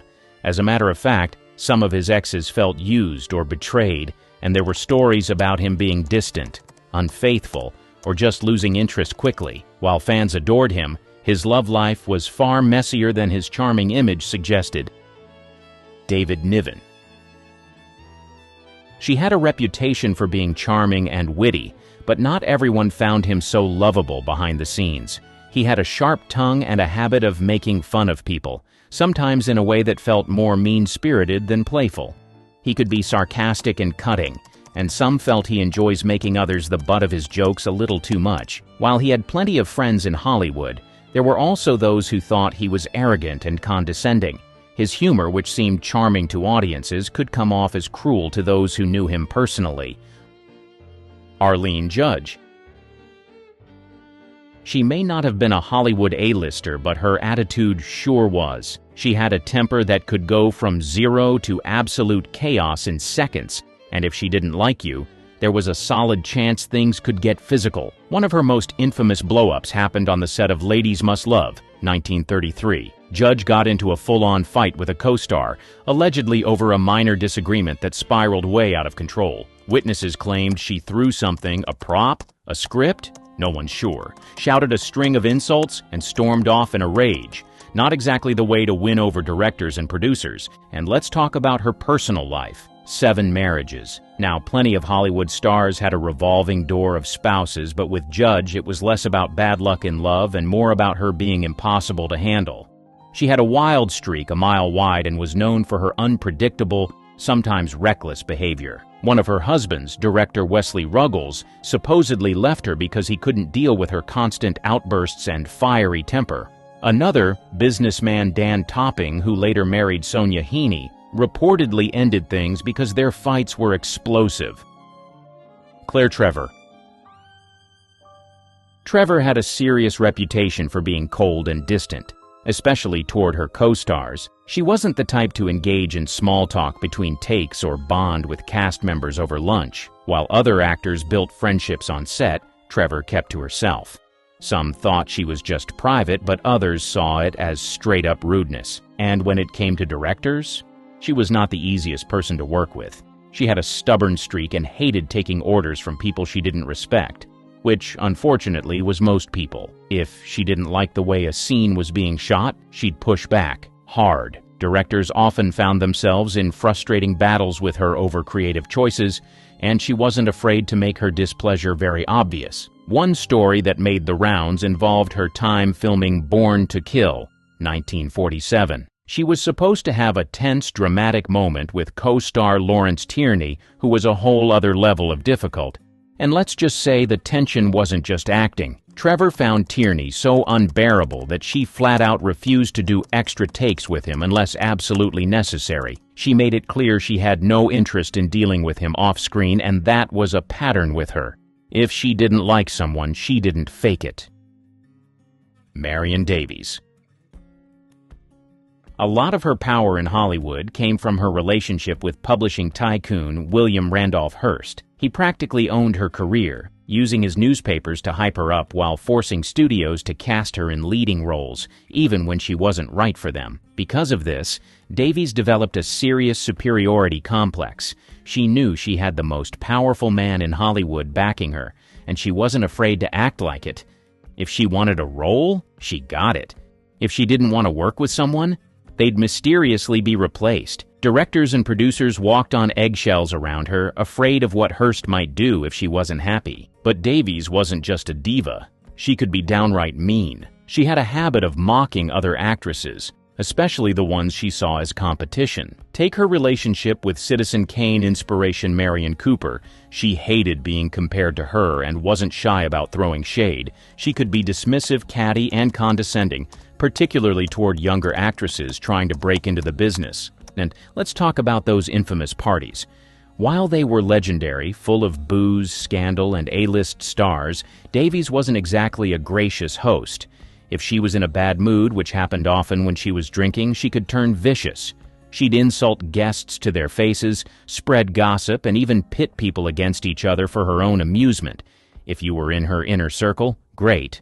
But if you weren't, good luck. Thelma Ritter. For starters, Ritter had zero patience for incompetence. If a co-star flubbed their lines or a director took too long setting up a shot, she'd let them have it. She didn't sugarcoat anything. If she thought someone was wasting time or dragging down a scene, she'd say so, often with a sarcastic bite. Some found her honesty refreshing, but others, not so much. More than a few actors walked away from working with her feeling humiliated. And when it came to younger actresses, Ritter wasn't exactly a mentor. She had spent years clawing her way up in Hollywood, and she didn't have much sympathy for newcomers trying to do the same. She could be dismissive of young, up-and-coming actresses, often brushing them off as lightweight talents who didn't deserve the spotlight. If you were a fresh-faced starlet hoping for a kind word from Ritter, you were out of luck. She was also known to be stubborn as hell. Once she had a way of doing something, that was it. Directors who tried to get her to change her approach were usually met with an eye roll and a sarcastic remark. She wasn't the kind of actress who took direction well. She expected people to trust that she knew what she was doing, and she didn't like to be questioned. Jean Parker. For one, Parker had a serious ego. She may not have been an A-list superstar, but she sure acted like one. She believed she deserved bigger roles and better billing, and when she didn't get them, she let people know she wasn't happy. She had a habit of complaining about the scripts she was given, the directors she worked with, and even her co-stars, especially if she thought they were getting more attention than she was. She also had a reputation for being moody. One day, she'd be charming and professional. The next, she'd be cold and standoffish, refusing to engage with her castmates. People on set never knew which Jean Parker they were going to get. Hollywood always had shining stars, but beneath the surface lies a darker side. A history marked by manipulation, betrayal, and cruelty. Some actresses didn't just play villains on screen. They brought their ruthlessness into real life. From feuds that destroyed careers to schemes that went far beyond the cameras, their actions weren't just scandalous. They were downright chilling. But who were these women, and what made them cross the line? Norma Shearer. She was a stunning, poised actress at the top of her game in the 1930s, but with a little secret weapon up her sleeve: her husband, Irving Thalberg, the head honcho of MGM, the most powerful studio at the time. Being married to the boy wonder of Hollywood meant Norma wasn't just any actress. She practically had a direct line to the casting couch, and not in the way you'd think. Here's where it gets juicy. Norma was accused of using her marital connection to snag roles that other actresses were gunning for, sometimes ruthlessly. Take Joan Crawford, for instance. She and Norma were in a not-so-subtle battle for the spotlight. Joan once said, "How can I compete with Norma? She sleeps with the boss." It wasn't just Joan, though. Myrna Loy, another MGM star, also felt the sting of Norma's influence. Loy believed she lost roles because Norma had first dibs on the juiciest scripts. Norma wasn't just sitting around waiting for opportunities to fall into her lap, though. Oh no, she hustled. She even went so far as to commission provocative photos of herself to prove she could handle sexier, edgier roles like the lead in The Divorcee, a part that won her an Oscar. That move was bold, but it didn't win her many friends. Other actresses saw it as her playing dirty, using her privilege and connections to bulldoze her way to the top. And here's the kicker: Norma wasn't apologetic about any of it. She knew the power she had, and she used it shamelessly. To her, it was survival in a cutthroat industry. But to those on the losing end, like Joan and Myrna, it looked more like sabotage. Norma's career eventually faded, but her reputation as a savvy and selfish player in Hollywood's golden era is still part of her legacy. Was she a villain, or just a smart woman making the most of her circumstances? Depends on how you look at it. Either way, she left her mark, and not everyone was happy about it. Mae West. When you hear her name, you think of Hollywood's original queen of sass and self-promotion. Mae wasn't just a star, she was a force of nature, strutting through the entertainment world like she owned it. And honestly, she kinda did. But here's the thing. While Mae was bold, brilliant, and completely unforgettable, she had a way of making everything revolve around one person: Mae West. Mae was all about Mae, and she didn't care who got overshadowed along the way. In interviews, she'd dominate the conversation with her razor-sharp wit and trademark double entendres, barely giving anyone else a chance to shine. Co-stars, directors, they were just supporting characters in the Mae West show. She once said, "I never loved anybody as much as I loved myself." And let me tell you, she lived by that motto. On set, Mae insisted on having complete control over her lines, her wardrobe, and even how her scenes were shot. Directors found her exhausting, and co-stars often complained they were reduced to mere props. One infamous story involves a young Cary Grant, who got his big break in She Done Him Wrong because Mae thought he was hot. She literally plucked him out of obscurity and made him her leading man, but only because he made her look good. Mae even wrote most of her own scripts, which sounds impressive until you realize they were mostly vehicles for her to deliver one-liners and look fabulous. If a scene wasn't all about her, she'd either rewrite it or refuse to shoot it. Her co-stars? They were lucky if they got a word in edgewise. But here's the thing about Mae. She didn't care if people thought she was selfish. In fact, she leaned into it. She famously said, "I'm not afraid of criticism. I gave up that fear long ago." To Mae, being selfish wasn't a flaw. It was a survival strategy in an industry that chews people up and spits them out. So, love her or hate her, Mae West made Hollywood play by her rules. Was she selfish? Absolutely. But she was also a trailblazer, proving that a woman could run the show and own it without apologizing for a second. Marilyn Monroe. She had the looks, the charm, and that breathy voice that made her an icon, but behind all the glamour was a woman who didn't always play nice. Sure, Marilyn seemed like the sweet, shy girl next door, but in reality, she could be manipulative, selfish, and frustrating to deal with. Marilyn had a way of making everything about her, especially when it came to relationships. She charmed men with ease, but many of them, from Joe DiMaggio to Arthur Miller, felt like they were used as stepping stones or props to maintain her image. Marilyn craved adoration, and if she wasn't the center of attention, she'd find a way to turn the spotlight back on herself. She had a knack for keeping people hooked on her vulnerability, but some insiders felt it was all part of her act, a way to control those around her. On set, Marilyn's behavior drove directors and co-stars up the wall. She was notoriously late, sometimes by hours, leaving entire crews waiting while she finished getting ready or dealt with her personal dramas.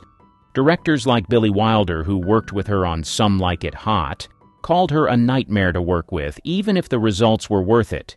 Studio executives lost money because of her delays, and she'd show up unprepared, forgetting her lines and making scenes take twice as long to shoot. What's wild is that Marilyn's antics weren't always accidental. Some believed she showed up late or caused chaos on purpose just to keep everyone off balance and ensure she remained the most important person in the room. She once said, "If I'd observed all the rules, I'd never have got anywhere." And honestly, that tells you everything you need to know. Still, Marilyn's charm was her secret weapon. Even when she upset people, they couldn't stay mad for long. She knew how to win people over with a pout or a laugh, and she leaned into that power whenever it suited her. Was she selfish? Probably. But in her world, where everyone wanted a piece of her, maybe it was the only way she knew how to survive. Lana Turner. She was known as the ultimate Hollywood glamour queen, famous for her beauty, charisma, and string of headline-grabbing romances. But beneath the shimmering exterior, Lana's personal life was a whirlwind of drama and questionable priorities, especially when it came to her role as a mother. Her focus on fame, love, and maintaining her image often left her daughter, Cheryl Crane, feeling like an afterthought in her life. Lana's love life was a tabloid dream, or nightmare, depending on how you look at it. She married 8 times to 7 different men, and each relationship seemed more chaotic than the last. Her constant search for love and validation often overshadowed her responsibilities as a mother. Cheryl, her only child, grew up in the middle of this storm, frequently shuffled to the side as Lana pursued her next romance or career move. The most infamous chapter of Lana's life, and the one that put her relationship with Cheryl under a microscope, was the demise of her abusive boyfriend, Johnny Stompanato, in 1958. Stompanato was a mobster who had been physically and emotionally abusive to Lana. One night, during a particularly violent argument between Lana and Johnny, 14-year-old Cheryl intervened. She grabbed a knife and stabbed Stompanato to protect her mother. The incident was ruled justifiable homicide, but it threw Cheryl into the spotlight and left her emotionally scarred. Many people blamed Lana for exposing Cheryl to such a toxic environment in the first place. Critics said Lana's pattern of prioritizing her own happiness, especially in her choice of volatile, dangerous men, put her daughter in harm's way. Cheryl later revealed that she felt neglected and isolated, living in the shadow of her mother's glamorous yet chaotic life. She described how Lana's obsession with her public image often left her feeling like an accessory, not a priority. Even after the Stompanato tragedy, Lana continued to focus on maintaining her movie star persona, often at the expense of her relationship with Cheryl. Their mother-daughter bond remained strained for years, with Cheryl struggling to find her own identity outside of Lana's shadow. Lana's story is a complex one. On the one hand, she was a woman navigating a male-dominated industry, doing whatever it took to stay on top. On the other hand, her relentless pursuit of fame and love left behind a trail of emotional wreckage, with her daughter paying the steepest price. It's a classic case of Hollywood glamour hiding a much darker reality underneath. Gloria Swanson. This woman wasn't just a Hollywood actress. She was a powerhouse. In the silent film era, She ruled the screen with her dramatic flair, extravagant wardrobe, and larger-than-life persona. But behind all of that, Swanson had a reputation for doing whatever it took to get ahead, even if it meant stepping on a few toes or breaking hearts along the way. Swanson's ambition was unmatched. She wasn't content with being just another actress. She wanted to be the star. And she wasn't afraid to manipulate the people around her to climb higher. One of the most talked about examples was her relationship with Joseph P. Kennedy, father of future President John F. Kennedy. Kennedy wasn't just her lover. He was also her financier, helping to fund her lavish lifestyle and her failing production company. Swanson benefited greatly from the relationship, but when the financial fallout came, Kennedy walked away relatively unscathed, while Swanson's career took a hit. Critics argue she used Kennedy as much as he used her, making their affair a textbook case of mutual manipulation. Professionally, Swanson had a way of alienating people. She was fiercely independent and demanded creative control over her projects, which wasn't common for actresses at the time. While her drive was admirable, it didn't win her many friends in the industry. Directors and producers often found her difficult to work with because she insisted on doing things her way, even if it caused friction on set. Her personal life was just as messy. Swanson married 6 times, and her relationships often ended in scandal or bitterness. She seemed to view her partners as stepping stones, prioritizing her career over building lasting connections. Her third husband, French aristocrat Henri de la Falaise, was a particularly dramatic case. Their marriage gave her an air of European sophistication that elevated her status, but it ended when the glitter faded, leaving yet another broken tie in her wake. By the time she starred in Sunset Boulevard, her iconic comeback role that mirrored her own life, Swanson's reputation as a self-serving, fiercely ambitious star had already been cemented. In many ways, her performance as Norma Desmond was more autobiographical than anyone realized. Was Gloria Swanson a villain? Not exactly. She was a woman in an unforgiving industry, fighting for control of her destiny. But her relentless ambition often left others hurt, discarded, or disillusioned. To some, she was a trailblazer. To others, she was simply ruthless. Tallulah Bankhead. If you thought the luxurious lifestyle and fame of old Hollywood was all about prim and proper behavior, Bankhead proved you wrong. She was loud, brash, and lived life on her own terms, often at the expense of everyone around her. Bankhead's reputation for wild behavior was legendary. She was known for her heavy drinking, drug use, and a string of fiery affairs that were as scandalous as they were public. But what really set her apart was her complete lack of a filter. She wasn't afraid to speak her mind, and when she did, it was often sharp, biting, and at times cruel. Her sharp tongue was both a weapon and a shield. Bankhead had a knack for making ruthless, cutting remarks about everyone, from co-stars to directors and even her own family. She once told a fellow actress, "I don't care what you do as long as you don't do it in the street and frighten the horses," a line that perfectly summed up her unapologetic nature. She would go out of her way to make people uncomfortable, whether by mocking others' looks or questioning their intelligence. It wasn't that she was insecure, quite the opposite. She just didn't care about anyone else's feelings. Her cruelty extended beyond just words, too. On set, Bankhead was known for being difficult to work with, often causing trouble during shoots.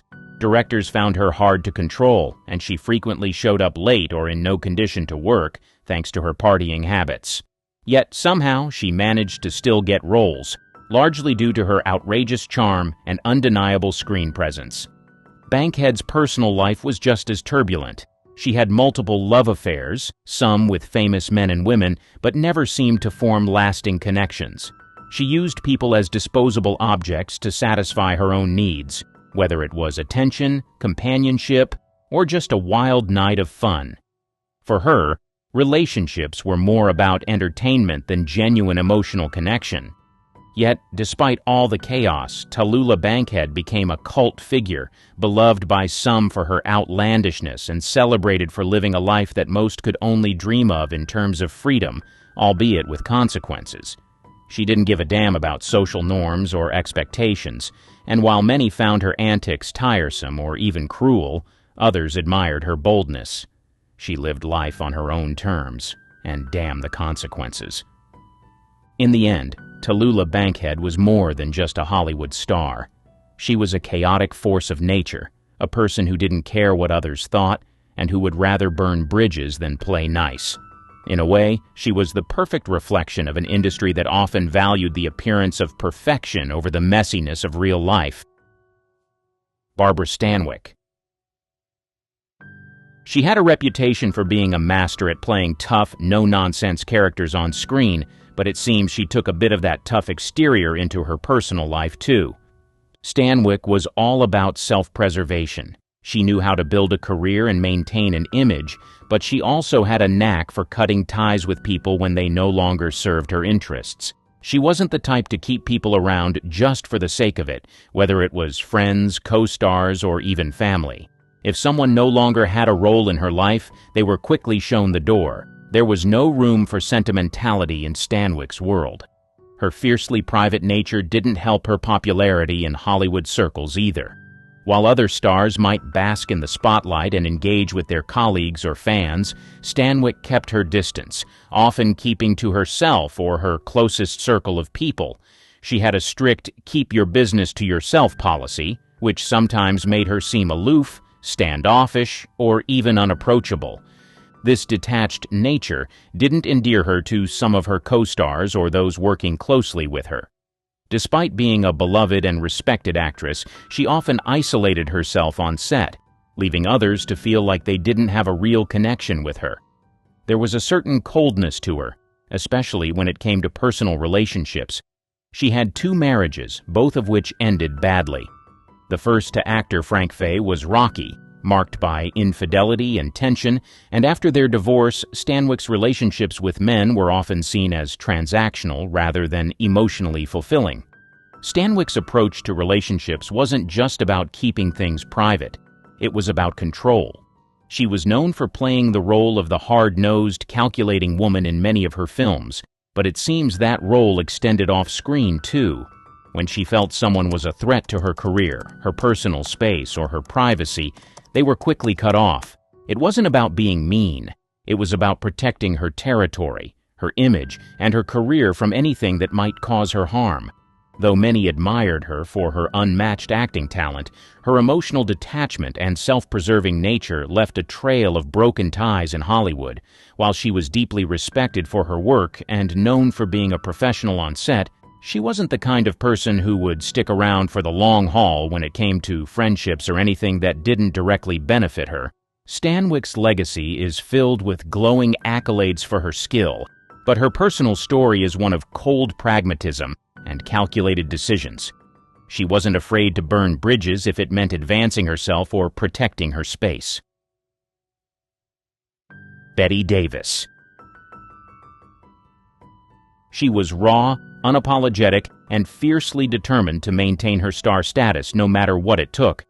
But in her relentless pursuit of stardom, Davis wasn't exactly concerned with how many bridges she burned or who got offended along the way. In fact, she seemed to almost revel in her reputation for being tough, demanding, and sometimes downright cruel. Her famous feuds and sharp tongue were as much a part of her legacy as her Oscar-winning performances. One of the most legendary and most vicious rivalries in Hollywood history was the one between Bette Davis and Joan Crawford. Their feud, which started in the 1930s, reached new heights when they were cast as the leads in Whatever Happened to Baby Jane in 1962. The two actresses couldn't have been more different, and their animosity went beyond mere professional competition. Davis once said, "She's a bitch, but she's my bitch." That pretty much sums up the animosity between them. There was no love lost, only cold, calculated contempt. The stories from the set of Baby Jane are legendary. They would constantly try to one-up each other, sabotaging each other's scenes and playing psychological games behind the scenes. It wasn't just on-screen drama. It was real, personal, and filled with spite. But Davis didn't reserve her sharp tongue for just one person. She was known for cutting people down, colleagues or not. She didn't care if she offended anyone with her direct and often hurtful criticisms. Directors, co-stars, and even studio heads could find themselves on the receiving end of Davis's biting remarks. She was a woman who demanded perfection from herself and everyone around her, and if you didn't measure up, you were fair game. If you couldn't take the heat, you were quickly discarded. It wasn't about making friends for Betty. It was about making sure she stayed on top, no matter the cost. Davis's famous outbursts and public criticism didn't make her popular in Hollywood, but they certainly kept her in the conversation. She was known for her bluntness and her refusal to play the game the way the studio system wanted her to. While many stars of the time were busy towing the line and maintaining a squeaky clean image, Davis made it clear she was going to do things her way, even if it meant stepping on a few toes along the way. Her story is one of fierce determination, but also one marked by a trail of offended colleagues and damaged relationships. Davis wasn't afraid to ruffle feathers if it meant maintaining her status as one of the greatest actresses in Hollywood, and while that made her unforgettable, it also made her a polarizing figure. In the end, Bette Davis proved that in the cutthroat world of Hollywood, it wasn't enough to just be talented. You also had to be willing to fight, even if it meant losing a few friends along the way. Joan Crawford. Here's what you may not know. Joan Crawford is one of the most infamous stars in Hollywood history, but not for the reasons most would expect. While she was adored by millions for her glamorous roles behind closed doors, Crawford's life was a storm of manipulation, control, and a relentless desire for success at any cost. Crawford was known for putting her career above everything else, family included. She often seemed to view her relationships, especially with her children, as mere extensions of her public image, which she worked tirelessly to maintain. But her personal life was far from ideal, and it wasn't long before rumors began to swirl about how she treated her family, especially her children. In her later years, her adopted daughter, Christina Crawford, famously penned a memoir called Mommy Dearest, in which she accused Joan of severe emotional and physical abuse. The book portrayed Crawford as a cold, controlling mother, and the revelations were shocking. Christina described Joan as a woman who expected perfection, punished her children for minor transgressions, and was a tyrant behind closed doors.